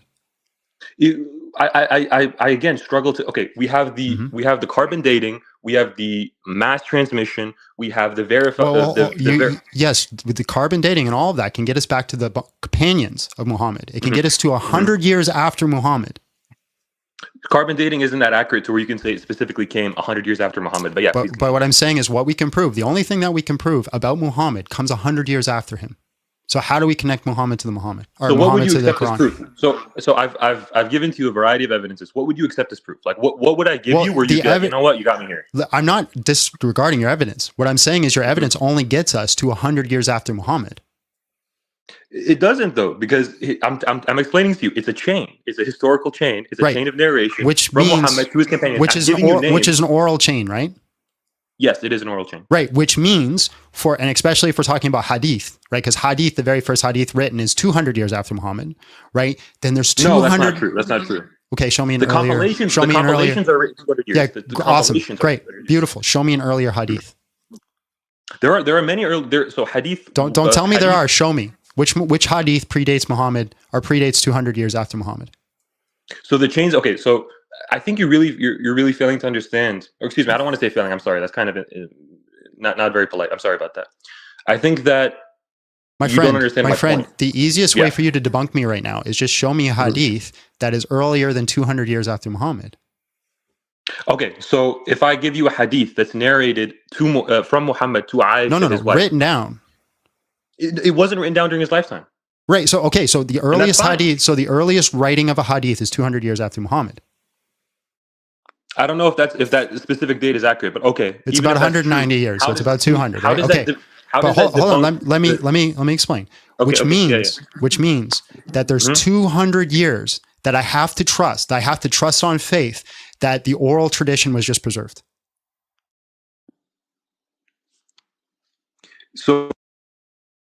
So can you explain why a variety of Western academics accept hadith literature? Because of hadith science is so unbelievably complicated. It's but superior. You're ignoring my argument and just going on a appeal to authority. I'm not ignoring your argument. I'm not, because no. There's 200. Hold on. There's 200 years that I have to just take on faith that the oral tradition was not corrupted. Correct? No. Okay. How do we confirm? Give me the methodology on how we confirm an oral tradition. Okay. Are you familiar with the process of mass transmission? So it's the methodology on how we confirm an oral tradition. Out of curiosity, do you understand the idea? Okay, in hadith. So, for example, the sahih, authentic hadith. Please let me finish my point. You have a habit of interrupting, and I'm trying not to. Anyway. So I'll tell you real quick. I interrupt when people go off the topic, and so every time I interrupt, it's to bring you back to what we were talking about. We've gone into like 15 or so topics, all guided by. We haven't. The topic is the same, and I'll tell you what the topic has been since the start. There's 100-year span where we just take on faith and mystery. We have no idea about Muhammad and his life or anything that he did. And my question remains: how do we connect? And then we talked about how do we connect Muhammad? The same topic. The same topic is how do we connect Muhammad to the Quran? All those things that you brought up are things that you brought up, not things I brought up. I didn't change the topic a bunch of times. You keep trying to, and that's why I keep pulling you back. Okay, can you let me finish this one point? Okay, so when you have, so this is just an example, of how a hadith can be graded in hadith science. So let's say there's a hadith the Prophet Muhammad narrated to his companions. For example, there's a very famous hadith about actions are judged based off of intentions. So that narration, that hadith, he said to a number of different people, and all of those people, all of his companions, they went on and they because it's so short and sweet and whatnot, they recited it to a number of different students, and they recited to a number of different students, to the extent that by the time the hadith compilers came about to make the hadith science easier for the masses, they could go to Morocco and they could find people narrating the hadith with a chain of transmission that's verifiable up to the Prophet Muhammad. You could go to Iraq and find people narrating the same hadith with a different chain of transmission at the bottom, but the same one at the top. So they corroborate each other in content and in chain. And then you could go to Medina itself and then find people narrating the same hadith. What Okay, would you say to great. that? Yeah, so that's what you believe. Now I'm asking you how you know it's true. What do you even mean by that? Like, how do I know it's true? How do you know that Muhammad gave the oral tradition to his followers, and for 200 years it remained the same and consistent? So you think that all of those people had a coordinated lie with each other? I didn't make any claim. I'm asking you to substantiate your claim. So the idea is that when you have that many people with a consistent story, How do you know how many people received the story? Based on all of the claims corroborating with each other. Okay, that's circular, because we're asking how we trust, right? The hadith that comes 200 years later, and you're saying because the hadith says so. Okay, I'm really trying to understand your point with all due respect, because this is a very interesting position I've never had before. This sort of hyperfixation on the I know it's an interesting position because it's an argument that I'm coming up with myself. I'm inventing it. I'm literally going through it right now, and I'm trial running it on you. Okay, that's fine. So mechanistically speaking, so I'm just going through it. Okay, so mechanistically speaking, I'm just wondering. This is just. Can I ask you a question? Mm-hmm. So, if a number of people create a lie, would you not? And this lie needs to be sustained over hundreds of years, centuries, and it needs to be passed down from teacher to student, father to son, generationally. And that's not my that's a straw man of the question I'm asking. Okay, you. I didn't say that. I didn't say it started with a lie. I didn't say it started with a lie. Who did the fabrication in this scenario? Well, is it the companion? Yeah. So that's an argument of silence, right? That's I'm right until you prove me wrong kind of situation. What I'm asking you is substantiate. I'm trying to understand your position. I'm going to clarify my position. I'm going to clarify my position. There is 100-year span between the life of Muhammad and any sort of historical accuracy towards him. There is no data, right? Especially on Muhammad and even on Mecca, right? The data that the Quran has on Mecca is very wrong. After 100 years, right, we start to see information about Muhammad. After 200 years, we start to see hadith. Now that means there's a 100-year span where I have to just accept that his followers got everything correct, that the oral tradition is perfect, that everything is preserved. And then there's a 200-year span that everything about his life, all the hadith, all the teachings, everything is preserved and perfect. That's a big thing to take on faith. That doesn't mean it's wrong. That doesn't mean that the oral tradition was false. None of that follows. But when you're asking somebody to trust a book and say that this book is from God and you need to follow it, right? I need a little bit more evidence than, there's 100 to 200 years where we don't know what happened. Just trust us that we were right. That's not the argument, though. You're creating a straw man now. No Muslim says there's 100, 200 years where we don't know what happened. Hold on. I can't. Hold on. Stop. You got to stop. That's what you got to stop. You got to stop. I can't straw man my own argument. You keep straw manning my position. I can't Okay, I can't straw man my argument. I'm muting you because that is a very dishonest position, because you said, hey, John, can you clarify your position? And so I started to clarify my position. That's my position. And then you told me it was a straw man. I can't straw man my own argument.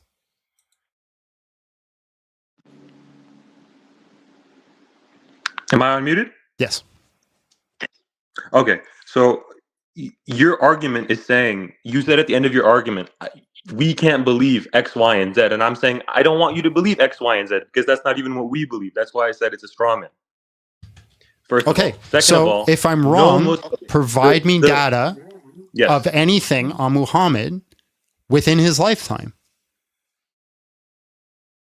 We're just going in circles here. Can we get back to the crux of the issue? I didn't know I was being invited to a debate on hadith science. Like, this is ridiculous.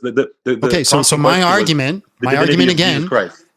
again is I have no information about Muhammad or Mecca, right? That comes until hundreds of years after. Why should I believe it? Yeah. Intro question. I'm sorry, what? Can we go back to the original question of the debate? I'm going to be honest. I didn't come preparing for an argument on Hadith science. No, Especially I appreciate when your time. God bless.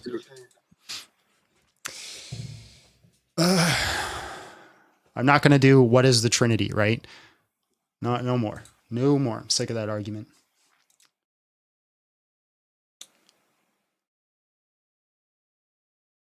Is this person going to connect?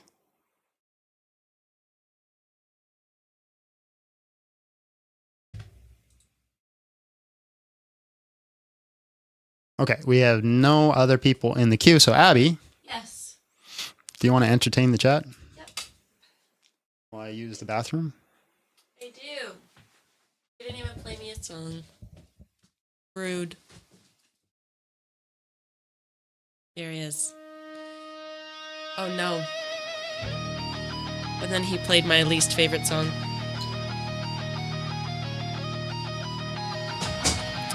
Is it vile today, Striker? And is my mic actually low? Do I need to yell?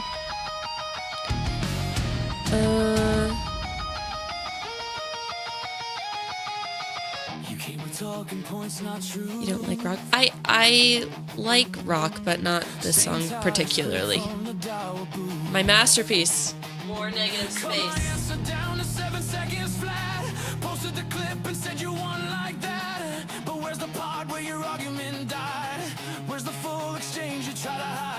There you go.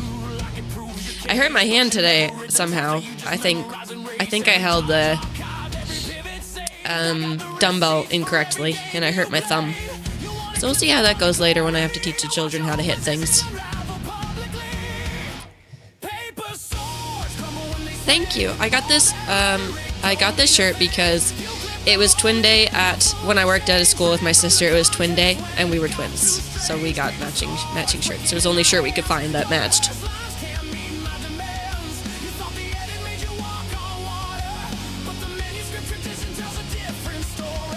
Do you actually see what it's supposed to be? How long have I known John? 8 years. I'm not actually a twin, no. It was just like dress similar day.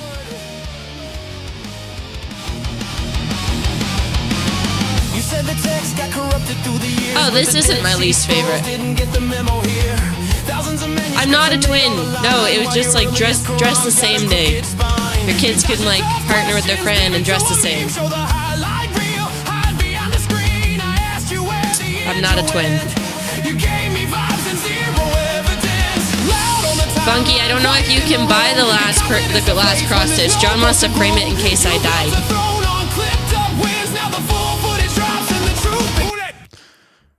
How much?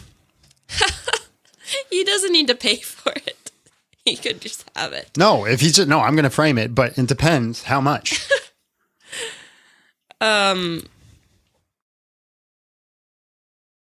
I might, but eventually, if I make more, then I'll just give you one. You don't have to pay for it. All right, let's bring in the next guest. Hello, how are you? And just real quick, how old are you? I'm 24. All right, man. Can you convince me to stop worshiping Jesus? Yeah, so I was listening to the last conversation, and I kind of came in at the end, but from what I got, you were saying there was really no reliable information about Muhammad during his lifetime, correct? Well, I was saying that we don't have anything on Muhammad at all until 100 years after, and I was asking how he connects the two together. So it wasn't me making a claim; it's me asking him to substantiate his. Yeah, but I mean, you're saying we should be skeptical of it because of the timeline?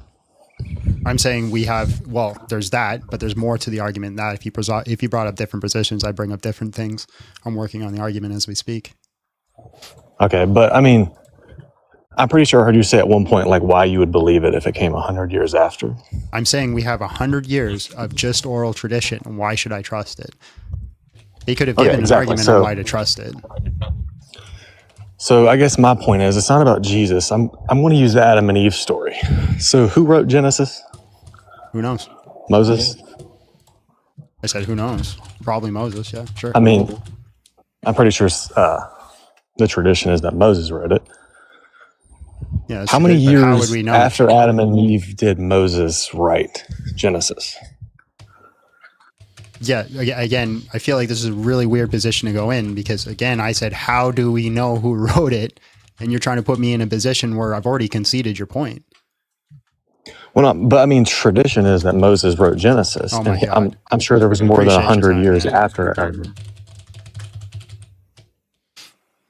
So you don't want to answer it? No, I literally conceded your whole point. We have no way of confirming that he knew about Adam and Eve. And you just wanted to keep going with your argument, even though I already confirmed your point.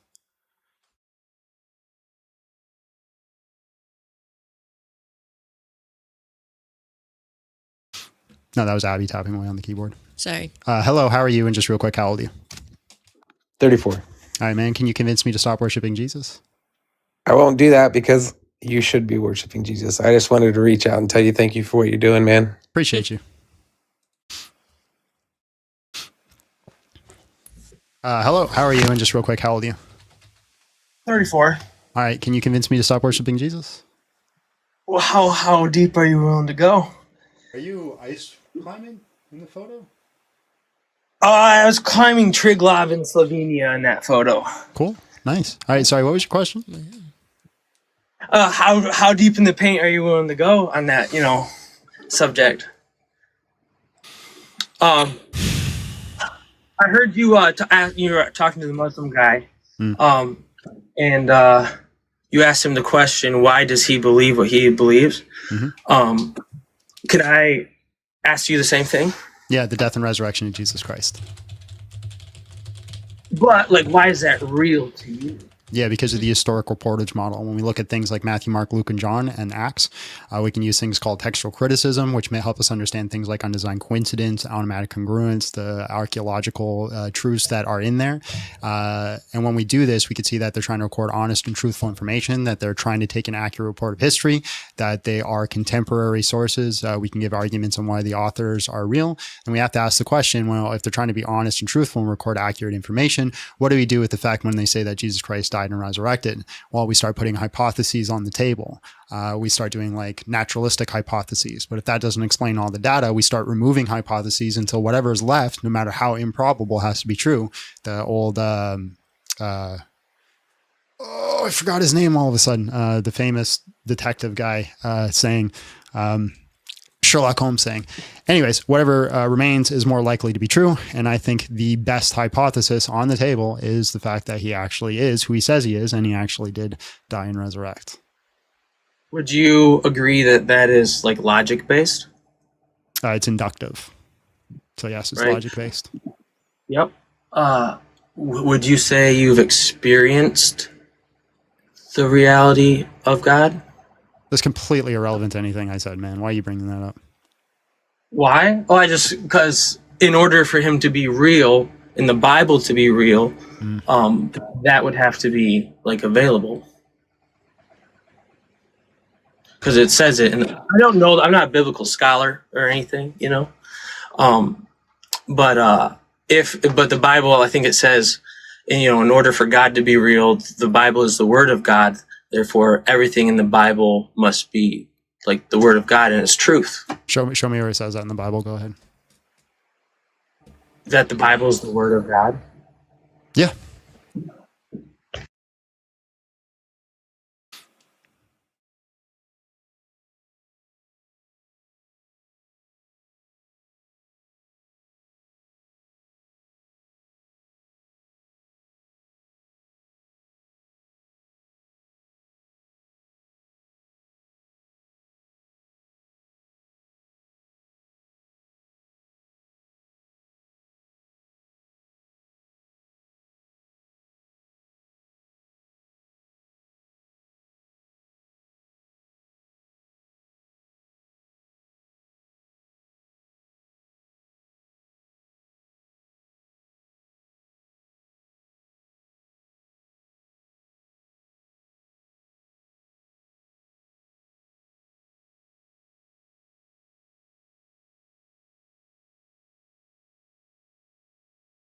I can't hear you when you're out of the app, so I don't know if you're talking to me or not.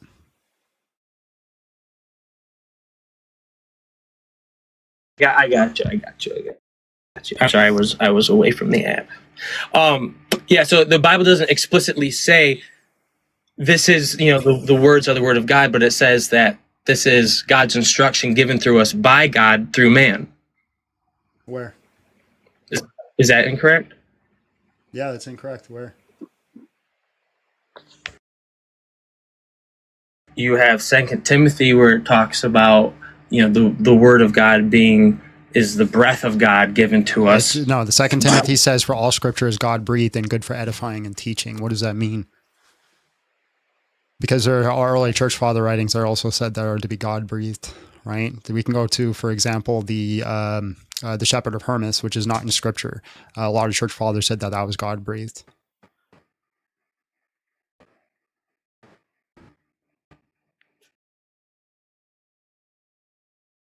I've heard say that what I just said.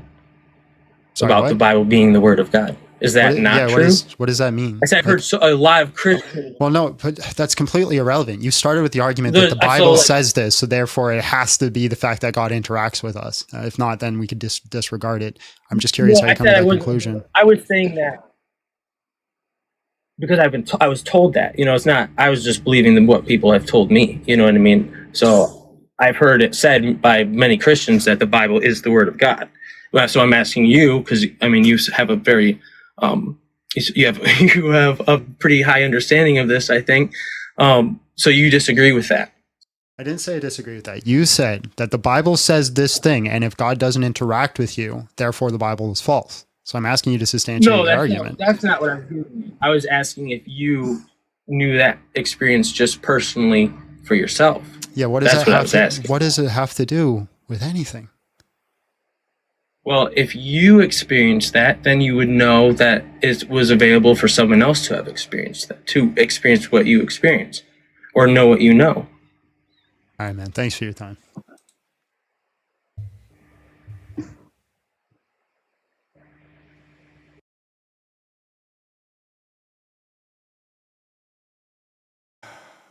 One, two, three, four, five. Hello, how are you? And just real quick, how old are you? Sorry, can you say that a little slower there? How old are you? I'm 23. All right, man. Can you convince me to stop worshiping Jesus? And sorry, your name is John, right? Yeah. John, I'm Connor. Hi, Connor. So yeah, hi. So I just wanted to say, I think the question is flawed. I think convince me to stop worshiping Jesus. I don't think anyone should stop. There's nothing wrong with worshiping whatever you want. So. Oh, really? But I am agnostic. There's nothing wrong with worshiping whatever I want. So what if I worship a cereal unaliver? So right.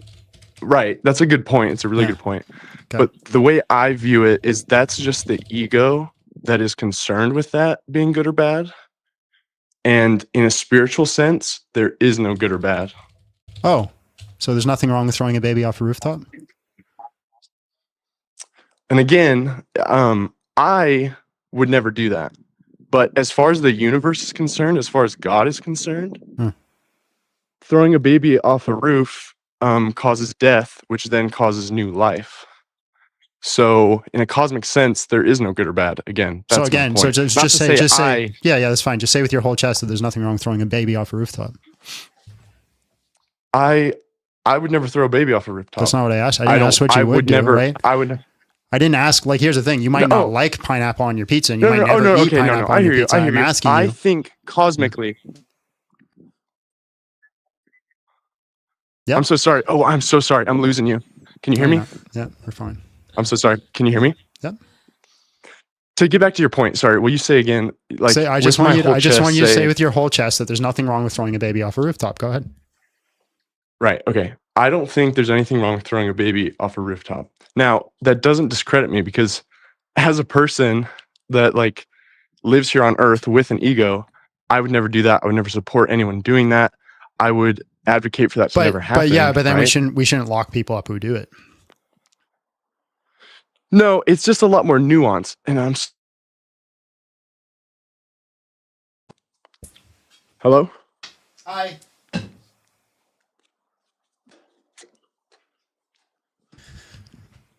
Hello? Hi.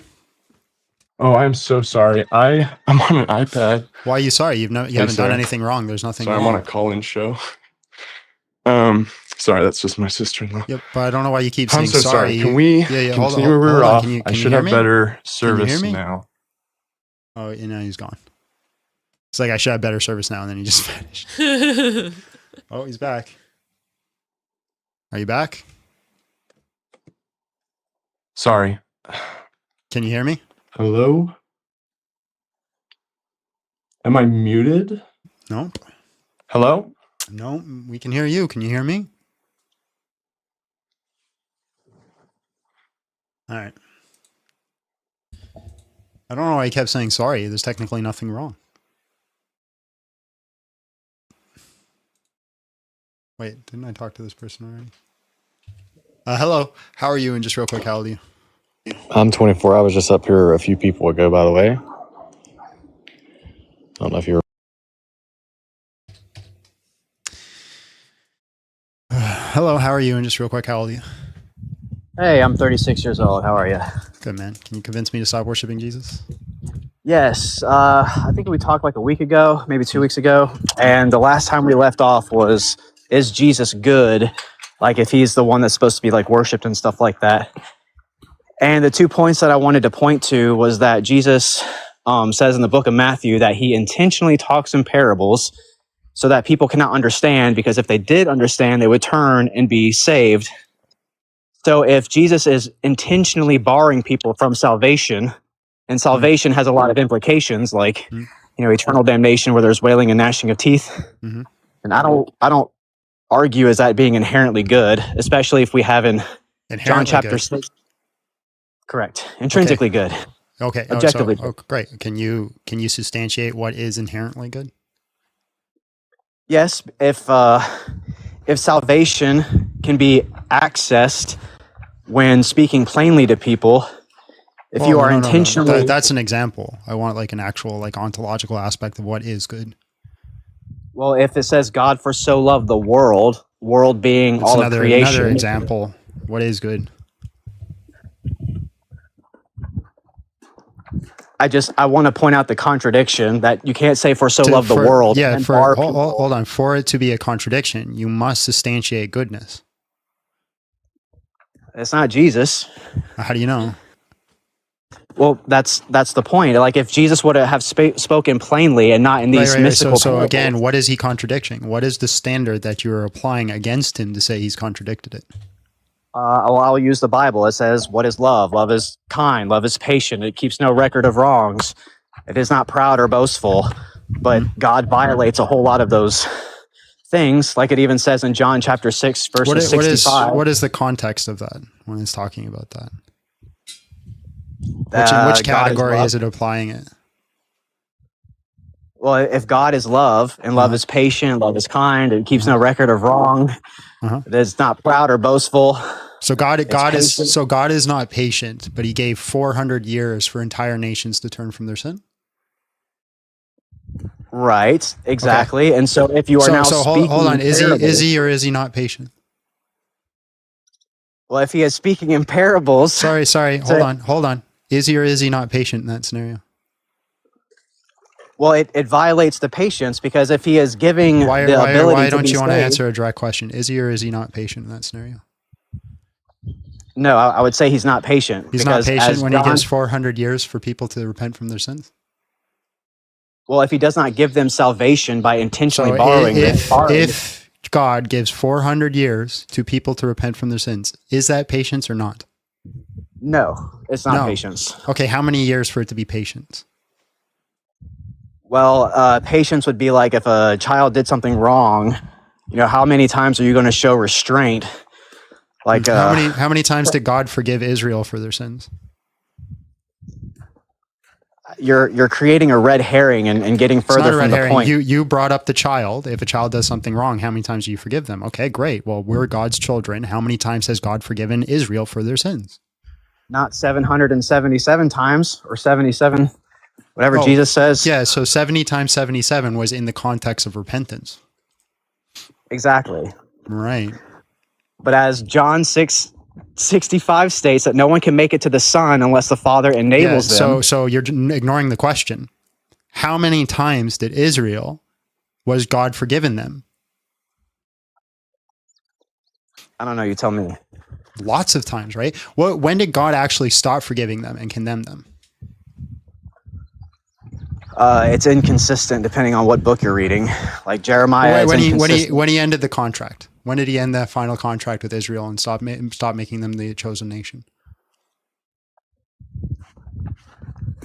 I don't think he ever did.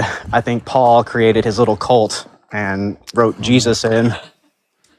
Yeah, so that's a red herring. So again, when did he do it? According to the wedding parable or the wedding feast? Oh, the thing that contradicts that no one is married after the mass resurrection. Wow, imagine changing the topic again. So again, when did Israel stop getting forgiveness? That's absolutely irrelevant to the point that Jesus... It literally is, because you said love is... Wow, my goodness gracious. My friend, you're so inconsistent, it hurts my teeth. So you said love is the standard. Now we're going through the standards. We're going through patience, right? Now you're saying he's not patient. And has a book of life. We got to go through. We got to go through it. We got to go through one by one. Yeah, turning around and being turned into a pillar of salt is not patient. That's like the temperament of a toddler. You're just jumping all over the place, man. You're horribly inconsistent. inconsistent. Laughing in the background doesn't solve the contradiction, woman. Yeah, see, now we're not going to have a conversation with you because you're not going to talk to my wife like that. We're not in church.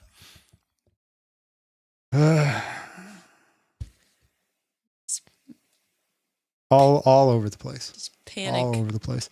People want to make claims, but they never want to substantiate that. They want to jump all over the place. You made a claim. You said, this is love. Baby, don't hurt me. Don't hurt me. No more. But you said, this is love. So we go through it. Patience. God is not patient. Okay, well, God forgives Israel a whole bunch of times. When did he stop forgiving Israel? When they refused to accept him. When they said they will not repent, they refuse to accept him. That's the parable of the wedding feast, is that he comes to them. He says, come to the wedding feast, and they all say no. And so he says, therefore, I will go and invite the other people, the one who will accept the wedding feast. Oh, so they were non-repentant, right? 70 times 7 only accounts for repentance. What was the other one? Love keeps no records of wrongs. Well, if you accept Jesus Christ, you have no record of wrong. Love is kind. There is nobody more kind than Jesus Christ. What was the other ones, Abby? Love keeps record of no evil. We got that one. Do you want me to look it up? Sure. I mean, he didn't want to walk through it step by step, so we'll do it without him. He just wanted to insult my wife. Well, he didn't insult me. He just got mad because he felt insecure. He said to you, keep quiet, woman.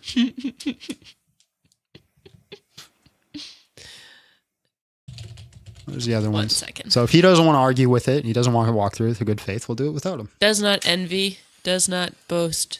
Oh, do you want it one at a time? Does not envy. God does not envy. Sure. Does not boast. Now that's one that you could actually have an issue with. Does God boast? Is it boastful? Is it boastful to say what you are and what you actually are and recognize your actual ontology? I wouldn't think so. I don't think it's boasting. If No, it's I don't think it's boasting to just say this is the state of things. So I wouldn't count that one.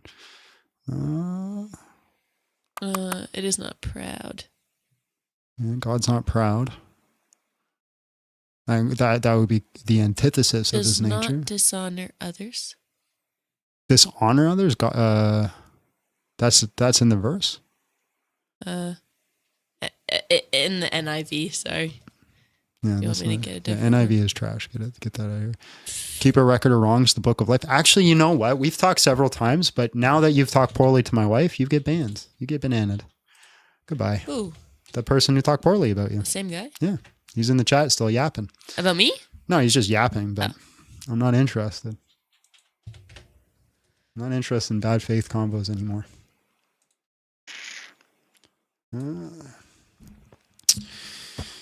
God literally became man and died for his creation. That's not love.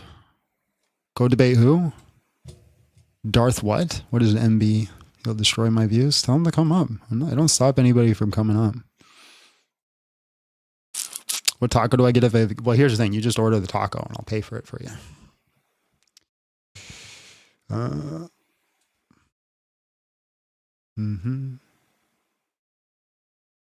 Yeah, you were already up earlier.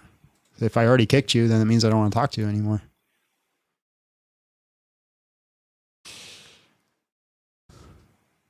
I used to be an atheist and had these same thoughts. So glad my eyes have been opened. It's a thing. We have no one else in the queue. I just like listen. I'm just not interested. I'm trying to rebuild this channel for people who want to come in and have good faith conversations. And you kicked you? Yeah. If I kicked you, that means I don't want to talk to you anymore. Respect my boundaries and stop requesting. Like, are you the kind of guy when a girl says no to you, you keep pressing? That's kind of gross. Can you play the song? About talk No about your backbone. wife, please. Yeah. Yeah. No backbone.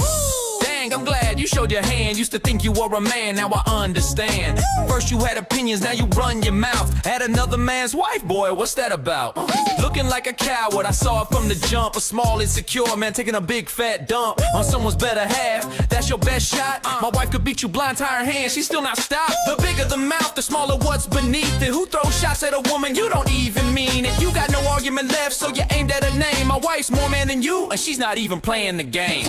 Tried to diss where you couldn't win, wasn't worth it. Cause the clown suit fit your ass so perfect. She beat you to death with both eyes covered tight. You wouldn't land a word, let alone a fight. And I'm not even worried cause she handles her own. The only game smaller than your arguments, what's in your pants, homie, that's bone. You got no confidence, no logic, no win. So you came for my wife cause that's all that begins. In her mind it's empty, a chest full of air. A man with no substance and receding hair. Half pint punk with a half pint soul. Couldn't fill a thimble with the nerve that you hold. Went after her name cause your own ain't worth saying. Cheated you blindfolded while casually praying. I never had to stoop to your level, fella. My wife's more. I don't think I ever heard that line before. What part? That she'd beat you blind while she's casually praying. It's true though. Here's the thing. Here's the thing. I know no one actually talk crap about my wife if we were standing in person because I would slap you right across the face. And people who say, "Oh no, you wouldn't." Yes, yes, I would. John's got no chill. I got no chill with me. No. It's the holy slap of God. Hello, how are you? And just real quick, how old are you? Yeah, hello. Hi, how old are you? Hello. Hello, how old are you? Yeah, you're. Yeah, I'm 39. All right, man. Can you convince me to stop worshiping Jesus? Abby, read the comment. Thank you. Can you hear me? All right, thanks for your time, man. I think there's a big delay. 39. Yeah. That's like 7 years behind.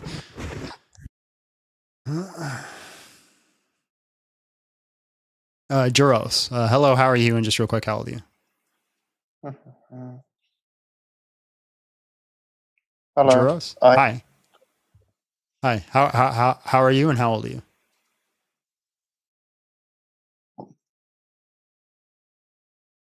I am 22 years old. All right, man. Can you convince me to stop worshiping Jesus? I'll give it my best shot. All right, go for it. See. Very well. I'll just be upfront about this. Let's talk problem of evil. Go ahead. Right. Just generally, why do you believe God is all good, right? And all powerful? Yeah. Perfect. All right. Obvious question then. Why does suffering exist? Where's the contradiction? Why can't all loving and all powerful God and suffering also exist? Interesting. All right. Do you think suffering is necessary then? No. No? Do you think someone who's all loving would create suffering or allow it to exist? Yes. Mm. Can you elaborate on why? Why do I need a why? Right? You're trying to drive a contradiction to show me that, God isn't real or I shouldn't worship him. So you actually have to give me some sort of contradiction or some sort of issue with it. I can just do an appeal to mystery. If I so choose to, I can hold to a skeptical theism approach.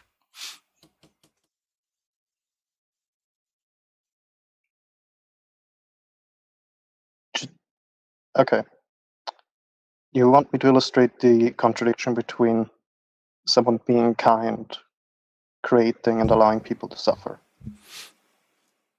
Well, you're supposed to draw a contradiction in an all-loving God allowing for suffering.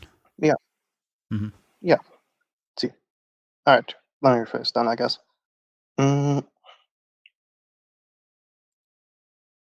you think it is more or less loving to let suffering exist than not to not let it exist? Yes or no question. Yeah, I could just take Well, skeptical there theism are. and apply to mystery. I'm afraid I don't know all the terminology perfectly well. Yeah. Does that just mean Skeptical theism means that there's a mystery here. I don't know why God allows certain things, right? And I do have answers, right? I have defeater arguments, but the defeater arguments are only as good as to the person I'm giving them to. It's convincing enough for me, but I don't think it's relevant to give it to you because you might not find it convincing. But you're trying to show me that God isn't real. So I could just take a skeptical theism approach where I say, I don't know why God would allow it, but I don't see any contradiction. like my approach here is I want to argue that a being of that nature is logically incoherent with the world around us. Sure. And Show me the your logical contradiction. And your argument is I don't know why that's the case. Well, that's not an argument.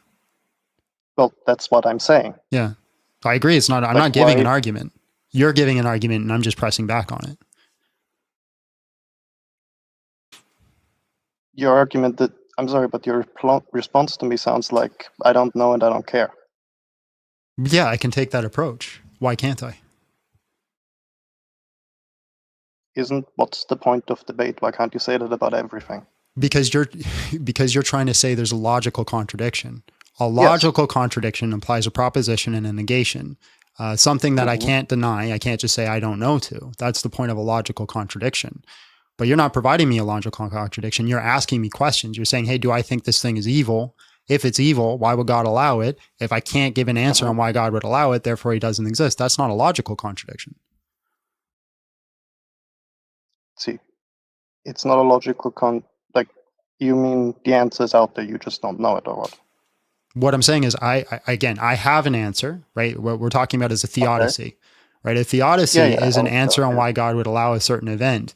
But a theodicy is only as good as the individual who finds it convincing, right? I think the theodicy is convincing. I think it's good enough and sufficient enough for me. It doesn't necessarily mean it's going to be sufficient for you or them. And I'm not particularly interested in giving a half-hour argument on a theodicy, which you're going to say, well, I don't like it. I mean, okay, all right. All right. So you want me to get this clearly, you want me to illustrate the logical contradiction here, right? Mm-hmm. Yes. Yeah. You're saying it's a logical contradiction, so you should be able to show me a proposition and negation. Okay. Then let's confirm some priors. Sure. All right. See. All right. Again, God is all loving, kinder than any other being could possibly be. Kinder? True or false? Well, okay. More loving, whatever you could define that as. God is God's nature is love. Yeah. What now? Define love. See, define love. Mm-hmm. A desire for the desire for the subject to be a desire for the subject to be happy, I suppose. Yeah, I disagree. I disagree with that definition. And so this is fundamentally the problem. Yeah, my definition of love is to act selflessly towards another. Act selflessly towards another. Yeah. Do you think God can act selflessly? I don't think God can be selfish by nature. I don't think he can be selfless by nature. Yeah, so the reason I don't think that's true is because if God has the omni properties, which is all powerful, then he requires he requires nothing. There's no need in God. Yeah. So therefore, everything that he would do is for the sake of something else because he needs nothing. He needs nothing, but clearly he desires something. Yeah, desire, it depends on the type of desire, right? There's accidental properties and intrinsic properties. God's desires are for accidental properties, not intrinsic. So again, in God's nature, there's no need. Isn't it in... it's in God's nature to be selfless, though, right? Well, And to be selfless, you need- that is love. Love is selflessness, selfless act towards another. So we say God is and love because to God selflessly, right, begets Mhm. the Son, and the Son the Father selflessly loves the Son selflessly loves the Father, right, and that's the intrinsic nature of who they are. Mm. See, because I would have said to love someone, you need there to be another someone, right? I agree. That's Or are why you? the Trinity makes sense. Okay, so that's the argument here. All right. Hmm. Let's see. I guess the next logical step then would be, why does God need anything else? Why God did doesn't need God make anything. humanity? He doesn't need anything. Hmm. So he had no desire to make humanity. No, desire has nothing to do with need. Right? You could desire things that are not needed. All right, sure. Then, why did God desire to make humanity? For the sake, Was there not enough love yeah, between himself? for the sake of creation, right? For the sake of creation. Why does God desire to? Why does God care about creation? Because it's purely selfless. To care for something else, right? For the highest possible good, to achieve the highest possible goods, the highest form of goods, is what you would expect from a being that is nothing but good. All right. Let's see. But he was already acting selfless towards his other aspects toward himself, no? Yeah, God's nature Like is you already selfless. said, he loved himself. Mm-hmm. Hmm? Mm-hmm. Didn't catch that. Yeah, God's nature is selfless. Yeah. So why does he need something else to be selfless towards if he can be selfless towards himself? You keep begging the question. You keep giving me loaded questions. You keep saying God needs. God doesn't need anything. Did I say need? All right. Try. See, so God made creation so that he could love it. God made creation because it achieves a higher form of goods, right? Is what you would expect from a higher higher form of yeah. Yeah. So for example, God, right, can't in his nature do like what's it called? Virtue ethic type love. Like he cannot do like sacrificial love because of his nature. So we get a higher Right. form of selfless loves by creating beings that are limited and then can sacrifice. These are the highest forms of loves that are outside of him. So you get more good. You get more goodness when God creates outside of himself. Interesting. Okay. And that's Do what you'd you expect to think see from an all good God. And that is the purpose of creation. That's what it was engineered to do. Well, the purpose of creation is just for the sake of creation. So there is more goodness. So what is it now? Does creation exist for itself, or does it exist to create more goodness? Creation, well, it's a tautology, right? Creation is just more goodness. So God is creating to have Any more kind goodness. of creation? The creation that God could created create is just more anything and goodness. God could create anything and it would all be equally good. That's not what I said. It's not even remotely close to what I said. Can you steel man my argument? I am genuinely trying to understand you. I'm not even trying. Yeah, well, all right. So the way that God creates, right, is simply by the aspect of his selflessness. So what he creates is to have the highest forms of good, the highest forms of selflessness for the sake of the creations. So we are created, right? And we're created in a nature that is limited. Right. Our limited nature allows us these higher forms of selflessness that God cannot logically achieve. All right. So we end up with a higher possible good extrinsically, not intrinsically. There's a difference between a perfect world and a perfect being. Interesting. All right. And does that apply quantitatively, so to speak? If there's more of that, let's say, I don't know, not Earth. Let's see. Would that then be double as good? I don't know how you quantify good. I mean, clearly there's a way, right? How? You just said the whole time God created creation so there could be more good. Yeah, but this is a different type of goodness that God cannot achieve in his nature. How do you quantify it? How do you quantify it? Mm-hmm. See, do you think it can be quantified?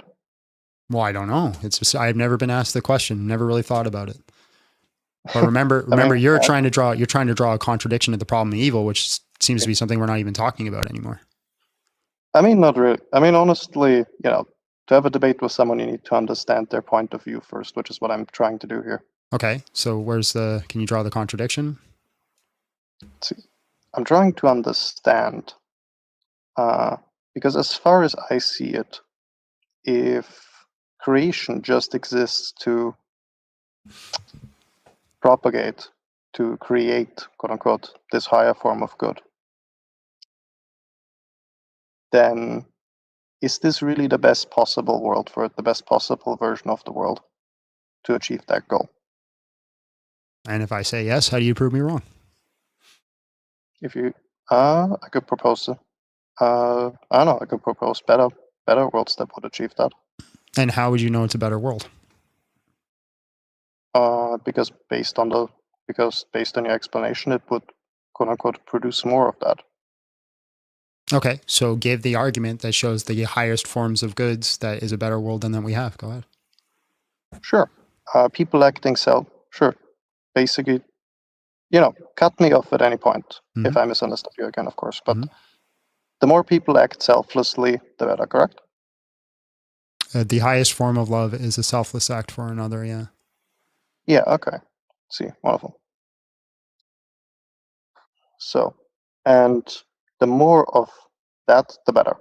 Well, how do we quantify it?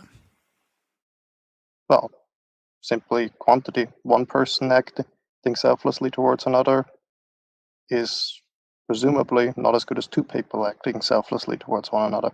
Yeah, but I mean, like, how do you measure, like, all you're seeing is two people acting. Like, how do we measure the goodness, the sake of goodness in that situation? So in this, like, we have a world with the possibility of these highest form of goodnesses, right? Whether we have 999 people doing it or 1,000 people are doing it, we've achieved this higher possible of good simply by existence. Simply by, so that's what I was getting to earlier. Yeah. That was I was getting to earlier. Does it make a difference if only two people act this way towards each other, or if 1,000 people act towards each other? Yeah, I just appeal to mystery. I'm not too sure, right? Because God created Adam and Eve in the garden, right? We have no idea how many people were meant to substantiate that purpose. But we also know that creating another human being is another form of goodness, right? Because it's a selfless act, or it's supposed to be a selfless act, where two people unify to create another human is supposed to be the sake for that other human. So you could say for ad infinitum, we have this eternal goodness that can be achieved by increasing the population. I mean, all right. So, okay. So appeal to mystery here. All right, fine. I will say this feels a little stonewally. It's not stonewally, because remember, you originally said there's a logical contradiction. Yeah. And so you're trying to a logical contradiction isn't the stance dependent. It's objectively true. Yeah. We don't have perfect objective truth. See, I can only argue a logical contradiction based on what we both agree on, or what at least you believe in. No, right? It's either raining outside or it's not. That is not dependent on our belief system.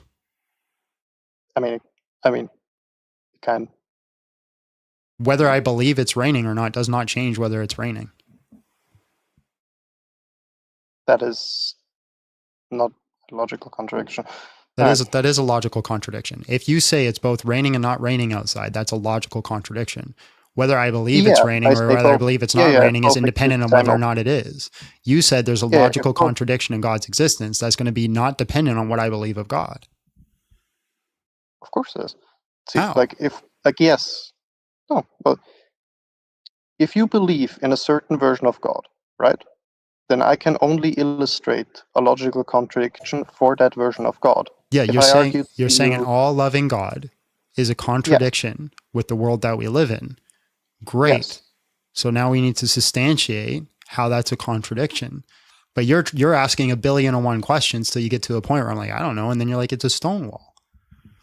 See, well, yes, you're arguing. Maybe this doesn't make sense, but I don't know. See, like I'm arguing Yeah, like I'm arguing, okay, this doesn't make sense logically. This doesn't make sense. But that's what I'm saying. If you get to a point where I'm like, hey, I don't know, right? If it's quantified or not, that doesn't debunk God. It doesn't disprove it. Like that's not how we do argument. You don't have an argument with like a scientist about evolution. And when you run into a problem about evolution and he goes, I don't know how that's done. You don't say, well, evolution's false then. See, I mean, I might not throw out the whole thing, but that is definitely a problem of whatever their theory of evolution is. Yes.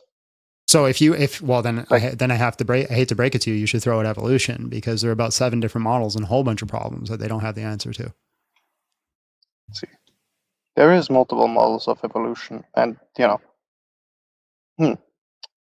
thing is that those things can be found out there. That's begging the question. You're assuming it's true. You have to presuppose it's true to say it can be found out.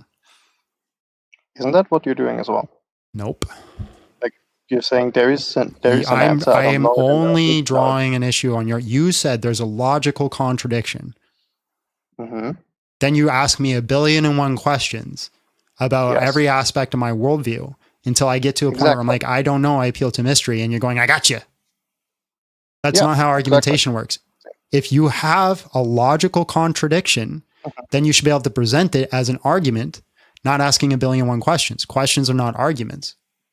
And I asked your questions because I thought you were asking clarifying questions or answered your questions because I thought you were being good faith and asking clarifying questions, but it doesn't seem like you're asking clarifying questions.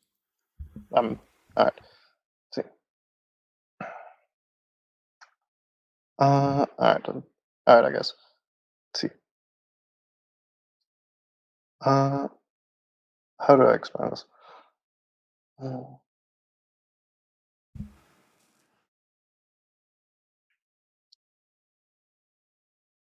You're saying that. Let's start from the beginning.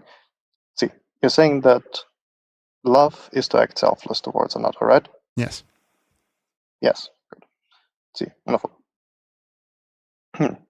If I have the power to stop someone from suffering, perhaps at my own cost, nonetheless, and I don't do it, is that me exerting love? Oh, you mean like the death and resurrection? I'm not actually, no. I'm literally, I wasn't thinking of anything specific. It's just. But wouldn't that be an example of the thing that you're asking? How? You said if God has the power to intervene and stop people from suffering, ought he not do it? And I said, well, is that not the death and resurrection? See, I mean, sure, you can argue that. Okay. Then I have to ask though.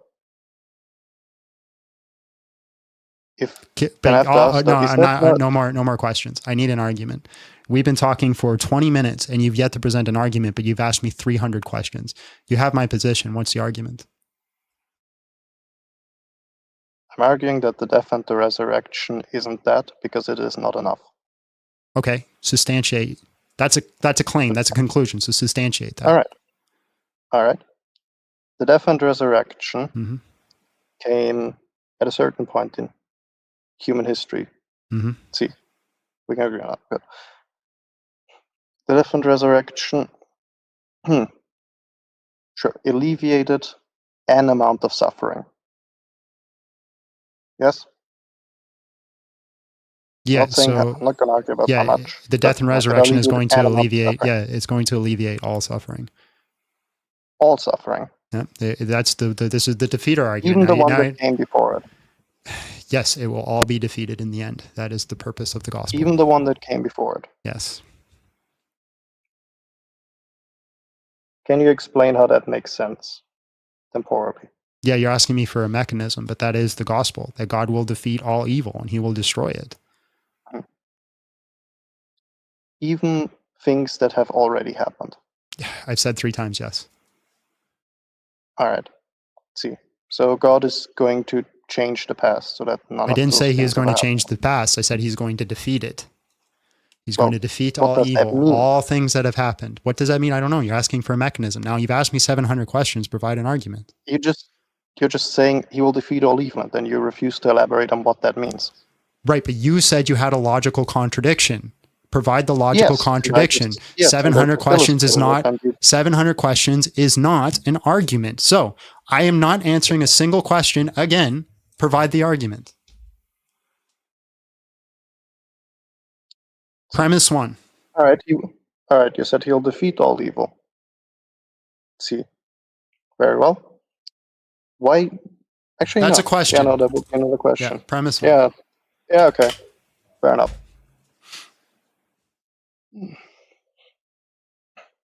Oh, we are doing okay. See, God will. Okay, fine.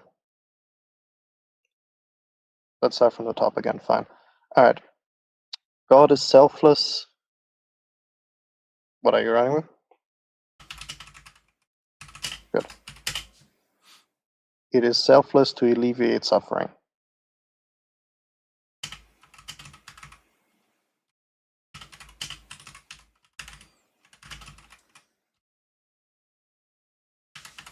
Okay, and your second point, is this an E or an A? Excuse me? Is it an E or an A? An A means all, and E means at least one. Let's see.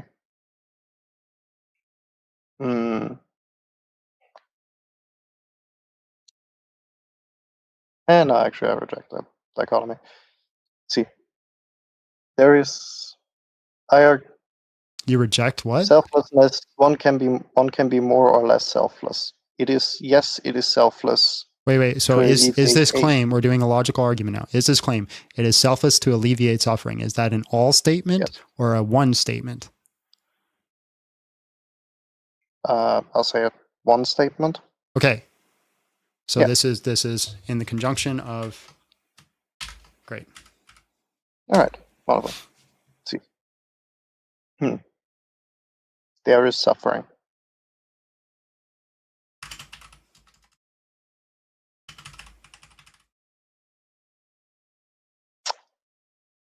God has the power to alleviate it. Is that part of the same premise or is it another premise? Doesn't really matter to me, but sure, put it in the same one.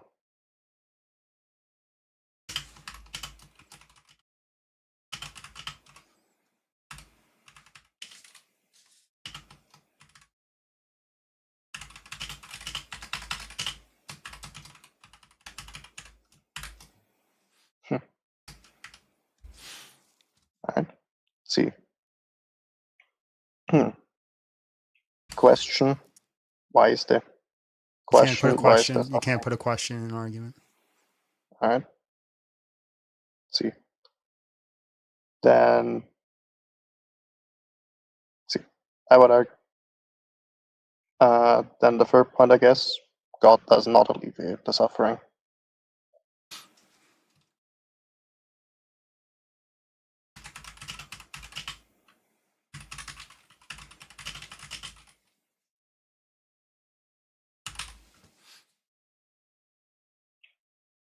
Therefore, God isn't self. Therefore, God is not selfless.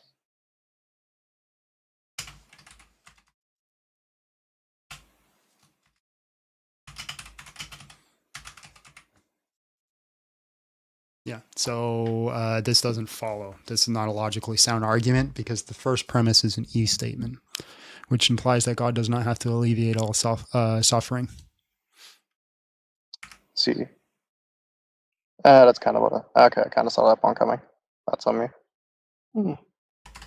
Fair enough. I should have corrected that to perfectly selfless or the most selfless. See, like yes, God can be selfless for eliminating, I don't know, one instance of suffering. See, but it would be more selfless to eliminate all instances of suffering if one has the power to do so, obviously. Yeah, and I just disagree. I disagree with that premise that one would have to alleviate all instances of suffering. You don't think it's more selfless to alleviate more suffering? A parent can see their child suffer, and that could be actually a very selfless act. So if there's at least one case where allowing suffering is selfless, then it's not the case that all instances need to be eliminated and is the most selfless act. Let's see. A parent can watch their child suffer, and that can be selfless. So, for example, giving your parent or giving your child a vaccine can cause your child to suffer. Very well. That was almost a really bad statement. But yeah, giving your child a vaccine can cause them to suffer. You don't want to see them suffer, but you do it for the sake of your child, and it's a pure selfless act. So if there's at least one case where it is true that it's selfless to allow suffering, then you can't state that a selfless being has to eliminate all suffering. Oh, but that's because the parent is limited in what it can do. That's fine. I'm sure it's still a true statement. It doesn't matter if it's limited or not. See. I mean, all I'm stating is it's logically possible. As long as there's a logical possibility, you haven't derived the contradiction. See, I mean, it is logically possible for a limited being to, sure, I can grant that. But yeah, I'm sure a but parent would like then you're doing what's called special pleading. Okay, and what is that? When you're saying the rules are true for category A, but not for category B. I mean, it is the same rule, isn't it not? Is it not? Right. So if it's true, yeah. So it doesn't matter, because if we break it down into like arithmetic, right? Like, for let's go for all x. For all x, if x allows suffering, x is selfless, right? All right.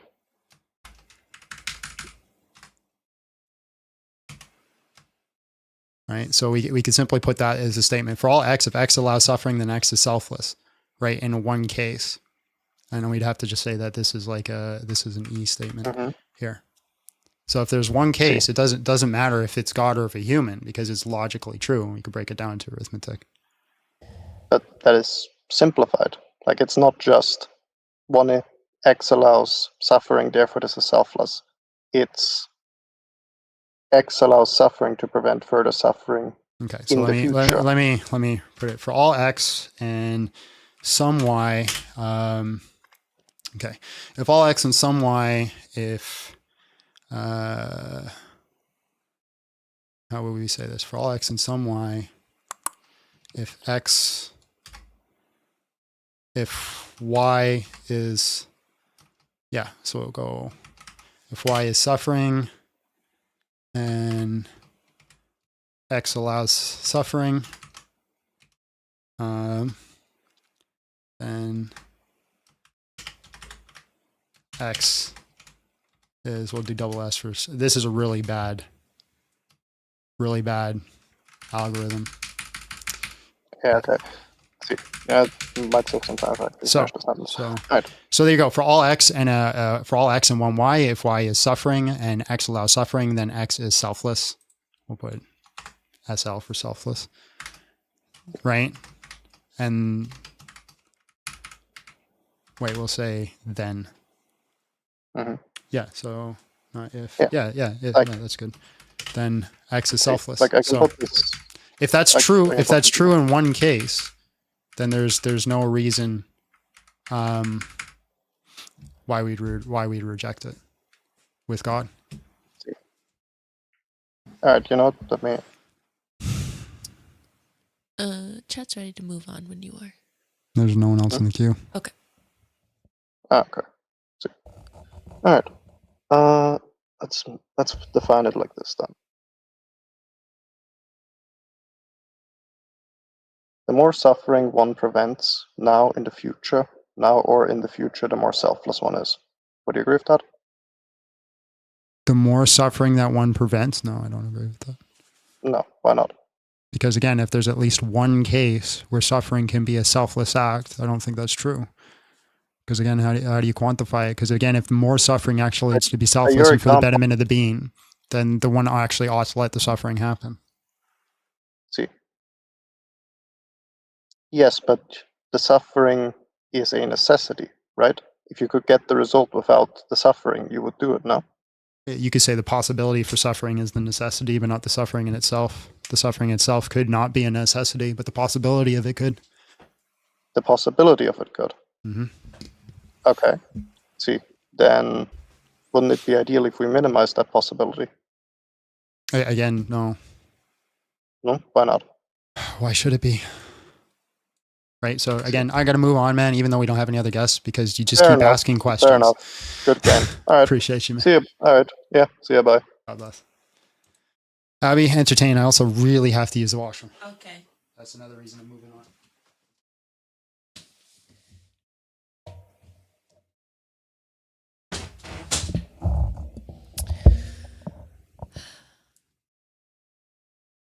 All right. It's been a quiet day today. Usually Mondays are busy. But here we are. Music where John always leaves me without music. It's awkward. Rude. But he was in a rush, so that's okay. That was a nice guy, though, at least. He was very nice. It's just a little bit boring. But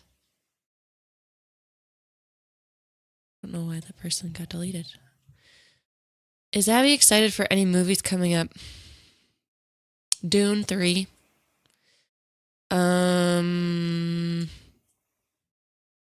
Spider-Man 4. I feel like there's something else. What we're really excited for is the Into the Spider-Verse Spider-Man movie, whenever that comes out. I don't remember.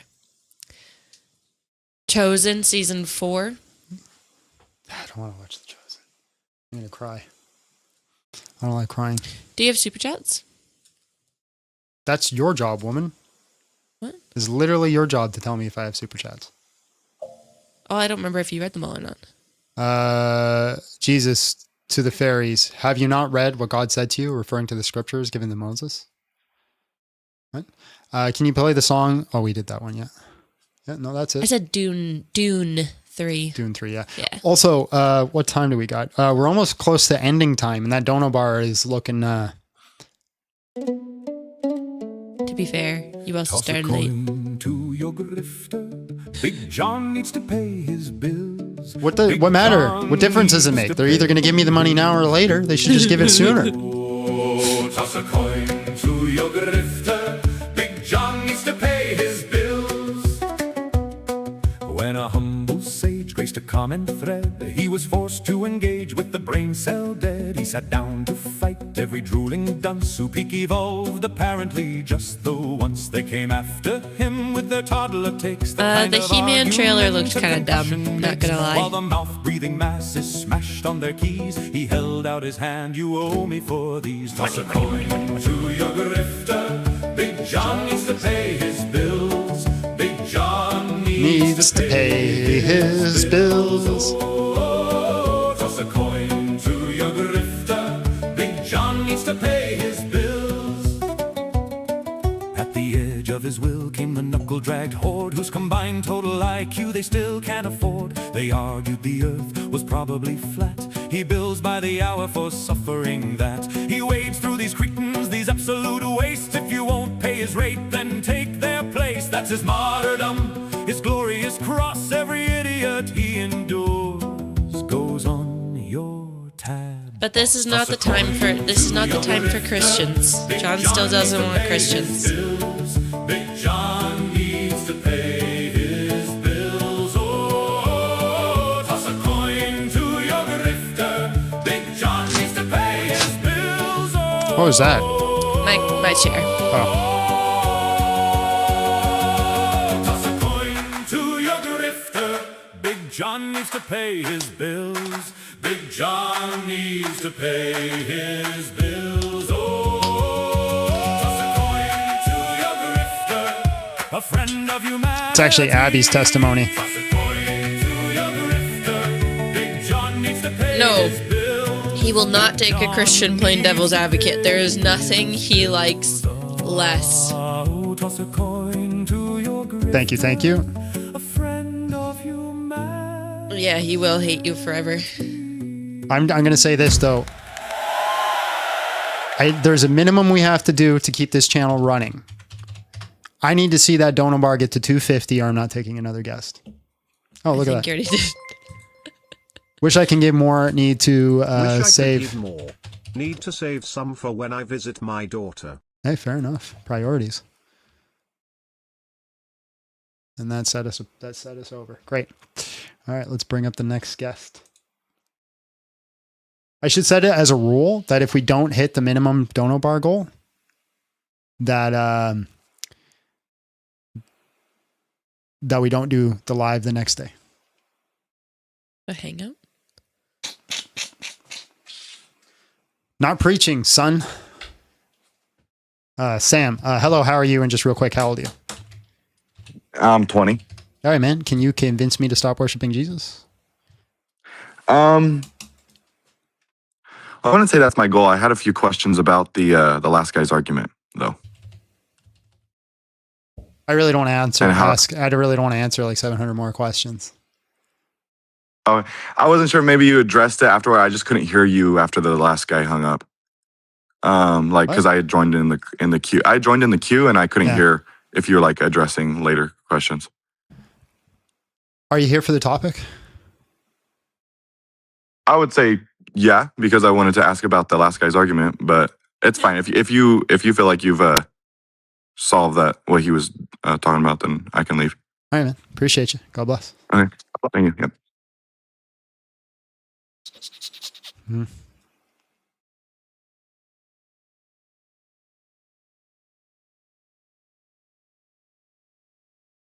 Why are we getting all these weird perverted accounts?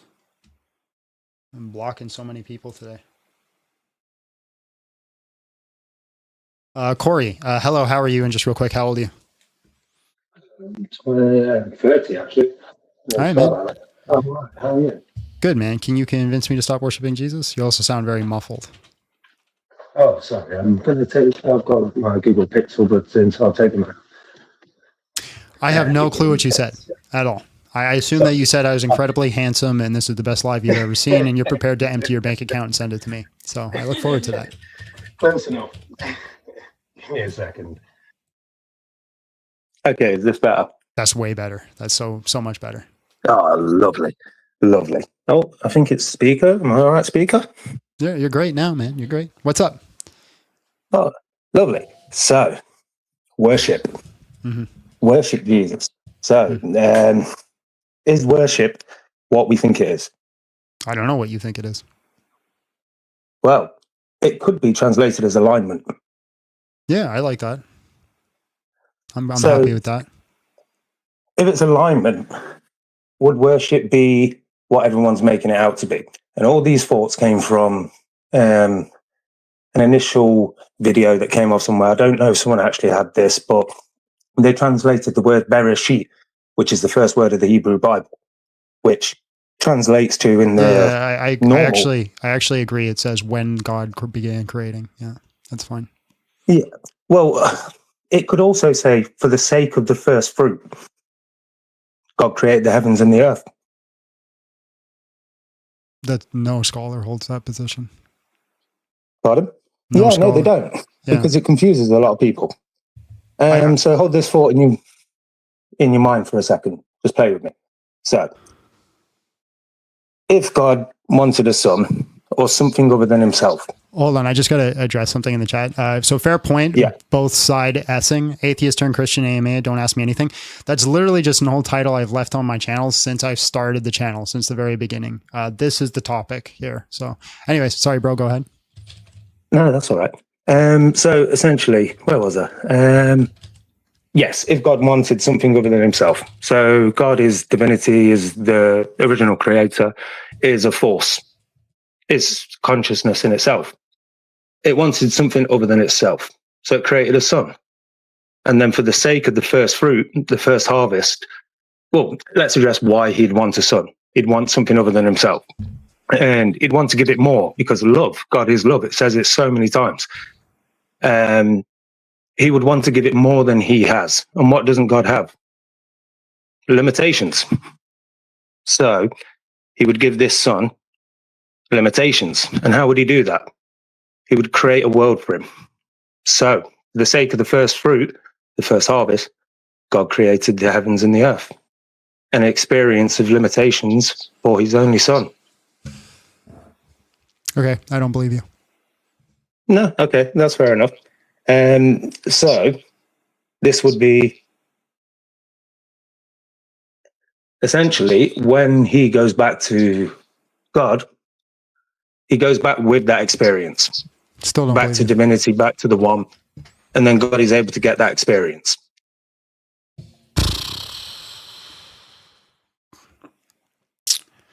Mm-hmm. Hello, how are you? And just real quick, how old are you? Hey, bro, what's up? How old are you? I'm 24. All right, bro. Can you convince me to stop worshiping Jesus? Sure, bro. Jesus is a man, bro. Why would you worship a man? It's normal. I mean, do you prefer to worship someone like from your own species?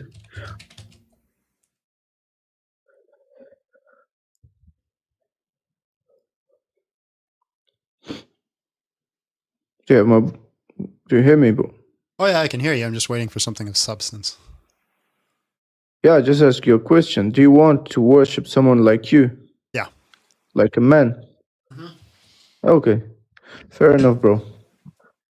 If you want to follow another man, then what can I say? Bro? You want to follow another man? Literally, bro. Someone who has the same brain, same eye, same ears, same hands like you, who just have like has to go to the toilet, who has to eat food. Fair enough. I should follow a God that has 2 right arms and a shin.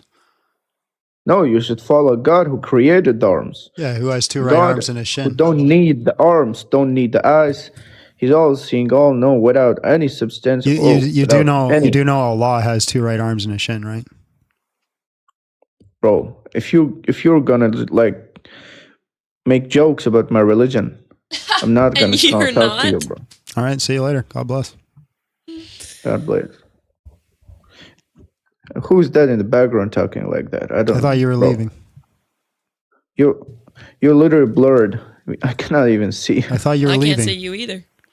Thank you. He was all in the chat too. Like, let me up. I'll convince you. Let me up. I'll convince you. And then he went, "You believe what you believe." Ha! Great acumen. K Jiro. Hello, how are you? And just real quick, how old are you? Hello.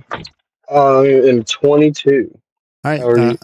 I'm good, man. Can you convince me to stop worshiping Jesus? I think so. I heard you earlier talking about Jesus, which I believe you believe in the Trinity. So God is all loving and all just. Mm-hmm. So do you know the Samuel 1 chapter 15:3? Yeah, I can recite it from memory if you want. Sure, go ahead. Yeah, go forth and kill the Amalekites, kill every single one of them, every man, woman, child, and livestock, and infants, may they fall upon your sword. How is that a all loving, all just God? How's it not? Willing to kill because I see infants and children as very innocent beings that have no even concept of religion along those sorts. So, cool. So you're why weren't pro-life? they given the opportunity to be saved? Yeah. So you're pro-life? 100%. 100%. So you're against abortion 100%? 100%. Oh, based. Hey, at least you're consistent. Yeah. So again, where's the contradiction? Where's the issue? How is it all just, all loving? I get the men and women. Those are grown adult individuals. Yeah. But the animals, infants, and children seem to be such innocent beings that have no. You're a vegetarian too? No. Oh. No, but why would animals be killed just off of religion base? Okay, yeah, they might have eaten them, but what about the infants too? Okay. That have no. So you seem genuine. So I'm going to do for you what I don't do for most people. I'm not going to force you to have an argument in this. I'm going to actually give you an answer. There's a book that you should read. It's called Flood and Fury by Matthew Lynch, and it goes more into this. Specifically in the 1 Samuel 15:3 scenario, what's happening, it's called a harem. And that's not a whole group of women. It's a harem is a religious war that's going on. So what we see is we see Israel is enslaved by Egypt, who is the ruler of the Canaanite nations, right? Israel escapes from Egypt, and then all of a sudden there's a war that happens with Israel, with the Canaanites start going at Israel, which includes the Amalekites. The Amalekites were in sin, they were against God. If you read 1 Samuel 15:1, they were the first ones to strike, right? They struck Israel first from behind, in which God responded back, hey, you should go to war with them. In ancient Israel war practices, one of the things that you would do is you would go to war, you would take the livestock, you would take the king, and you would put the king on display and you would torture them right in front of everybody. They do horrible things to the king and they make them parade through the street because what they did is they existed in a power culture. Well, God's making a statement that to Saul specifically, that you're not supposed to do this as a power thing. This is not supposed to be like a power control thing. You're to wipe out the nation and you're to go to war for them. Well, what about the children, you say? Well, the thing is, this is a common language that's used. It's what's the word I'm looking for? It's like combat language of the time. So we see in ancient cultures, when they were to go to war, they use this dramatic language of going to battle and wiping out everybody. So we could see, for example, in the Moabite tablet, it says that they wiped out Israel, that they destroyed every man, woman, and child in the Moabite tablet, except they didn't, right? Israel still exists. First Samuel says they wiped out the Amalekites. They killed every man, woman, and child, except Saul took the livestock and he took the king, in which he was punished for doing that because Saul's trying to flex his power. He's trying to show he has authority. If you keep reading First Samuel, you see the Amalekites show up again halfway through and half up towards the end. As a matter of fact, every single nation that God wipes out throughout Scripture, that completely destroys them in this harem battle, all shows up again in the book of Ezra, all except for one nation. Now, I'll be transparent. There is a nation that seems to be completely wiped out in battle. It says Israel, it was Tyre. Israel went and battled Tyre, and then they circled back and completely wiped them out, and they don't show up again. So that's one scenario where it seems that they're wiped out.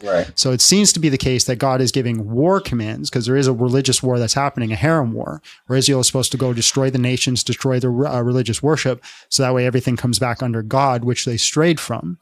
But in the act of like kill every man, woman, and child, this seems to be like idiomatic, hyperbolic language. Okay, so it's a how you perceive it is what you're saying. And wasn't the war 400 years before the Amalekites were attacked? So it says that the Amalekites were given 400 years to repent from their sins. They were a sinful nation. They were pagan. They did blood rituals. They sacrificed their children. They did all sorts of terrible things. And this nation was wiped out. That was the idea. Or it was the Amorites, maybe. One of the nations. But these nations weren't like good people. Just like, they're not just sitting there like singing Kumbaya. And God's like, hey, you know what? Take them out. No, I get that. I get that. A lot of religions were very ugly in the past, but another thing that I feel can be a contradiction in that factor is, in Exodus it says, "Thou shalt not," the K word. I don't know if you say that on here, but or even in word murder as it's translated to. But why would God have the human race go and why would God have the human race go and murder and sin under God's command? You got to say smurder. If it was under divine. Not allowed to say that? Yeah, say smurder. So to answer your question, read the rest of the 613 commandments, because God gives scenarios where you're allowed to unalive people. So this act of do not commit smurder, right, is smurder. It's not about unaliving. Acts of war is not a smurder. How is that not a smurder if it's children and infants and innocent people? Yes, so a smurder, exactly what that is. A smurder is like unaliving of another person for a selfish reason, right? For like internal goals and reasons. There are scenarios where it is not smurder to unalive somebody, including innocent people. So it has to be like a selfish act to smurder somebody for it to be considered smurder under God's terms. So it's okay to. So it's okay to smurder. Hold on, let me explain. As long as it's not under a selfish act of gain. No, that's not what I'm saying. So let me give you an example, right? So in the 613 commandments, it says that if somebody breaks into your house in daylight, right, you are not to do anything to them, right? Call for help and do whatever. But it says also in the 613 commandments, if somebody breaks in your house in the middle of the night, you can unalive them and you'll be held at no fault. Now, it's very possible that that's just an innocent person that broke into the wrong house. You wouldn't say that that person committed murder just because that person was innocent. Right. Okay. I get that, but under the fact of forcing a specific belief and taking it away from people because they're sinning doesn't seem to be such an act of free will if they're So unalive now you're shifting to a whole nother point. Yeah. This is a different. Okay, so you can see that then graduating that to a God is different not doing these acts of like G-side. No, I still with it being children and innocent people. Well, hold on. In my mind, I already established it's not children. No, I understand, but I mean, it says that. You can. That's how I see all right, it. let's see if you're still being genuine. Can you steel man my position? With the Samuel scripture, the Samuel 1:15. Mm-hmm. Well, if it is, it seems to be an act of murder because it's under God's command to murder innocent children and infants, and the fact of it being a different. Goodbye.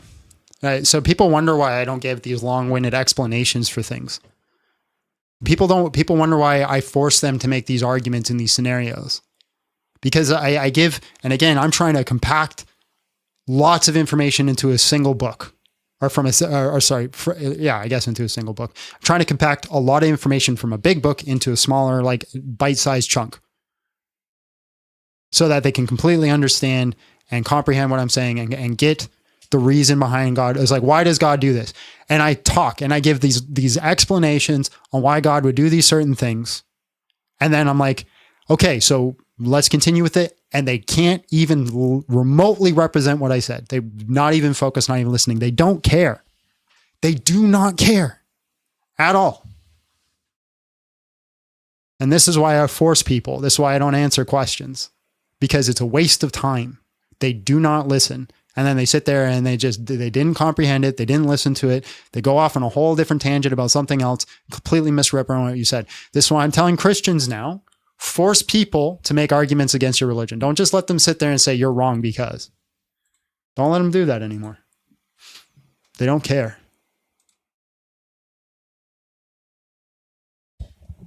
You have some super chats. Okay. And we are $5 away from the dono. That's crazy. John, please accept my jizya. Now can you please let me out of your basement? I said no. Why are atheists so toxic about love, boundaries, and respect when it comes to God? Red flags.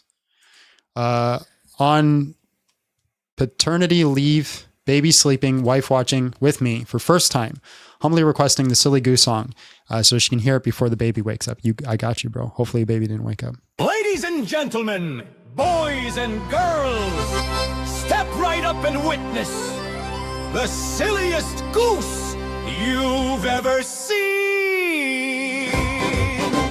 You walked in here with your shoes untied, tripped on nothing, fell on your pride. Tried to play it cool, but we all saw you are the silliest goose, that's the law. You spilled your drink on your own shirt, then blamed the cup, made it worse. Everything you touch turns to chaos. You are the silliest goose, no pause. You are the silliest goose, running around all fast and loose. You are the silliest goose. What you doing, there's no excuse. Honk, honk, here you come. You are the silliest goose. You sent a text to the wrong person, made the whole situation worsen. Tried to unsend, but it was too late. You are the silliest goose, mate. You wore two different shoes today. Didn't notice until halfway through your presentation at work. You are the silliest goose, you burr. You are the silliest goose, running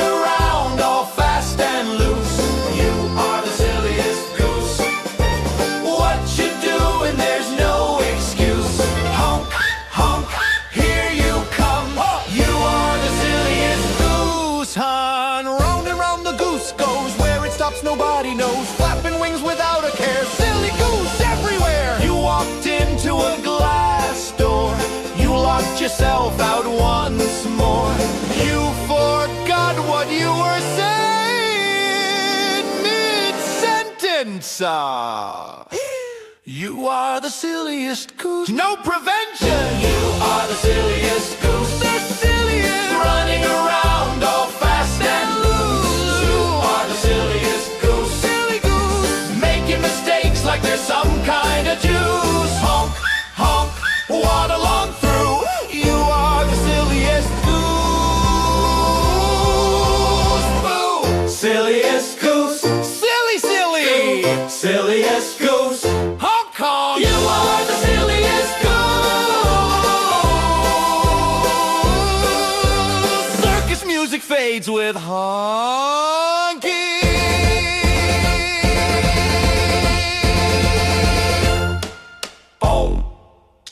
The end is the best because you could tell it's AI. Hey, Big John, have I heard of Tarscom's theorem? No, I haven't. I probably will never because it's got the word theorem in it. Thanks for the work you do. I do my, I don't know what I do, man. I don't know what I do.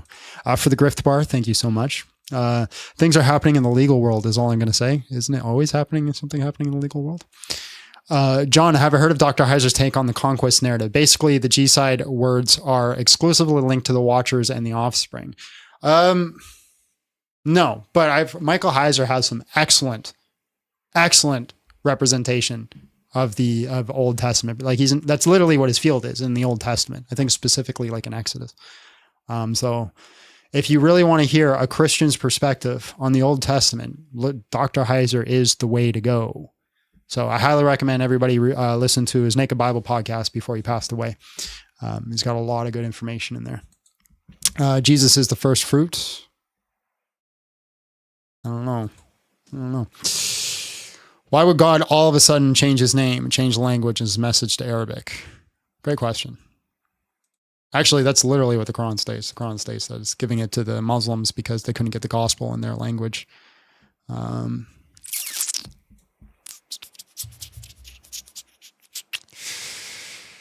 goodness gracious. You're all just a bunch of hateful little twerps. So many people in the chat. I'm a conspiracy theorist. I need to know. I'm not a conspiracy. The wrong channel. Wrong channel. All right, we got no one in the queue. Thank you guys for filling the donut bar. We might end it. Because we got no one in the queue. And we're not getting any fruitful conversations lately anyways. We might just start going to reaction lives and doing that. I mean, it works for other people. I mean, Bob gets like 500 views just doing reactions. We might just do that. Or you can maybe mix it in. Well, we do it Tuesdays and Thursdays, yeah. It's not the same thing. No, we'd have to pick certain topics and videos we want to react to. Reactions, yes, more stealing. Apparently reactions is stealing. I'm stealing. Oh. React to Jim Bob, reacting to you, then Jim Bob can react to that, and you see where this is going. Started midiv today, brother. Truth will bend the knee. I don't know what midiv is. What's midiv? I don't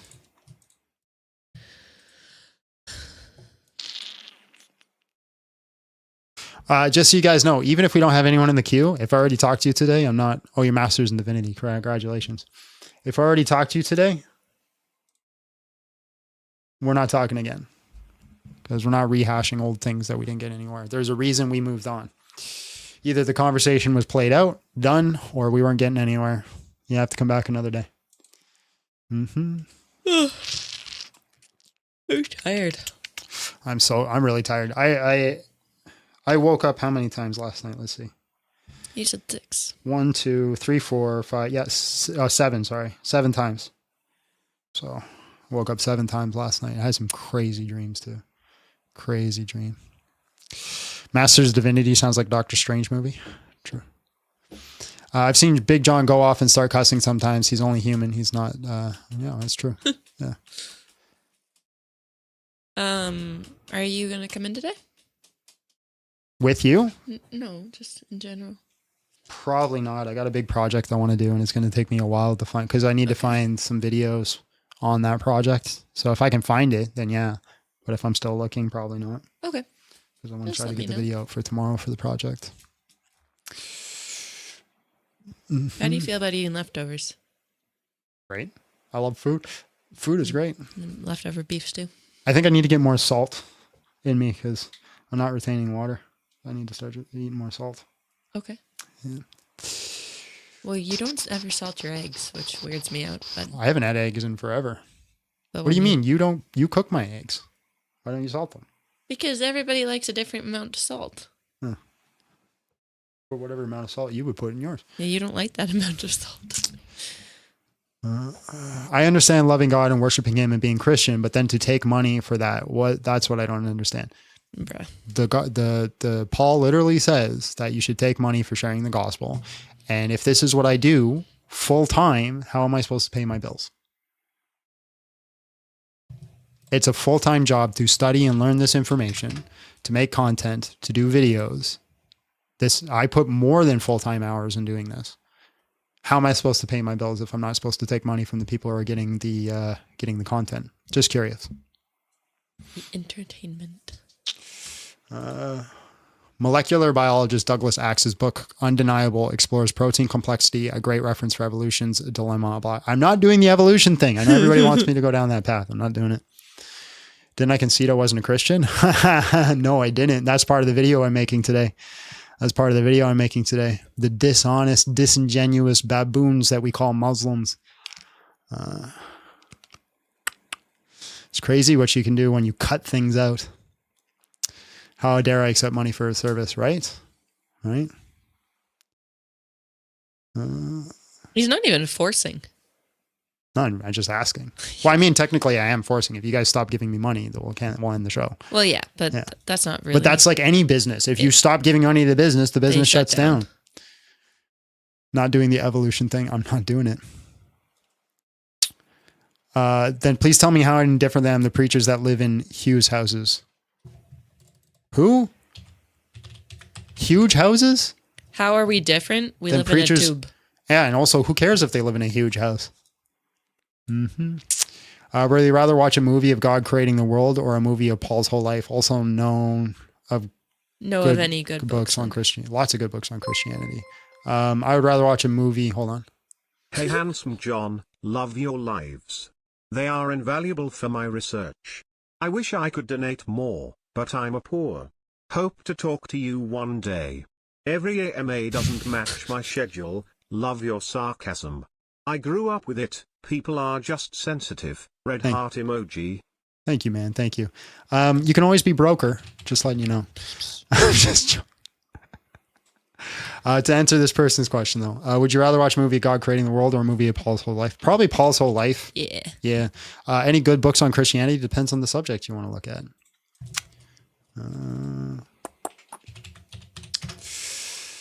Jesus is not a business. Why can't he be?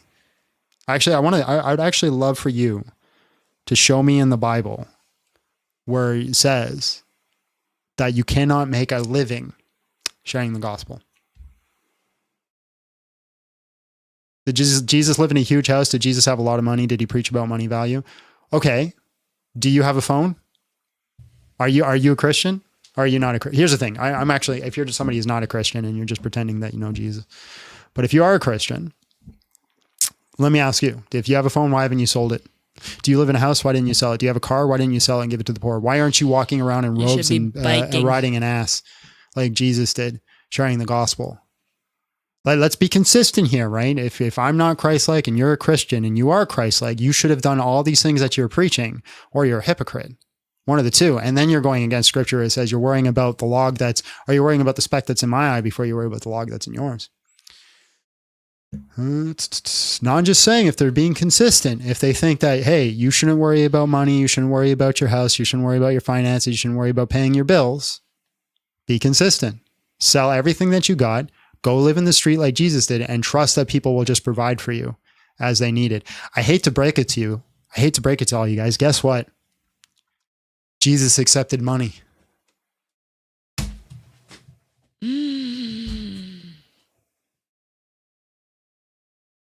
hate to break it to you all. You guys who are all, Jesus was anti-money. Y'all didn't read the Bible. Because Jesus accepted money. 2 women funded his ministry. They had a guy, Judas, who watched and took care of the money. Stole it. And then he stole it, yeah. Crazy. Yeah, Judas was stealing money from the ministry, yeah. Yeah. Wild. Are you going to end? Or are you going to keep going? Well, yeah, I was just waiting to see if we got anyone. Hold on. I think we have people. Yes. We'll see. Hold on. Mirthful. Hello, how are you? And just real quick, how old are you? You might be the last conversation today. Going once. Going twice. And sold. No, we're going to end it. All right. So you need 5 minutes. All right. Everybody watching on set, let's do a quick prayer and then let's get out of here. Our Father who is in heaven, hallowed be thy name. Thy kingdom come, thy will be done on earth as it is in heaven. Give us this day our daily bread and forgive us of our debts as we also forgive our debtors. And lead us not into temptation, but deliver us from evil. Lord, you are good. I ask that everybody who came in today, that you just guide them into the knowledge of who you are. I don't know what your will is in this, Lord, but it's been really strange. So I ask that you edify the people that are watching and that you just show them comfort and knowledge and answer the questions that they may be curious about. You are good. Forgive us of our sins. If we're wrong, correct us. In Jesus' name, amen. In the name of the Father, the Son, and the Holy Spirit. All right, guys, if you have any questions, I'll do about like 2 more minutes over on YouTube at Big John Steele. If not, we'll see you all on Wednesday. God bless.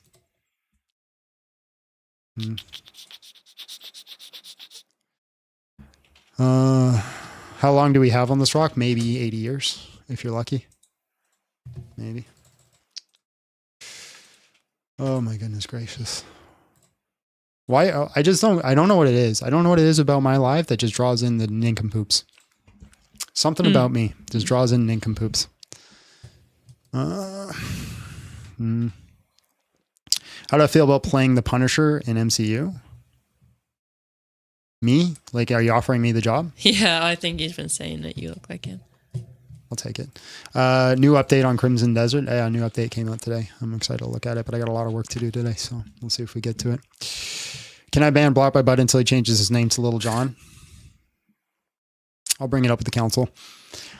Why worship a foreign god rather than a god of your ancestors?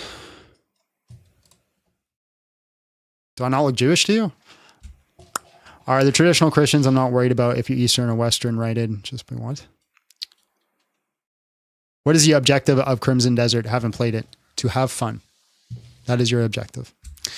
All right, folks. I'm going to leave so Abby can do timestamps. God bless.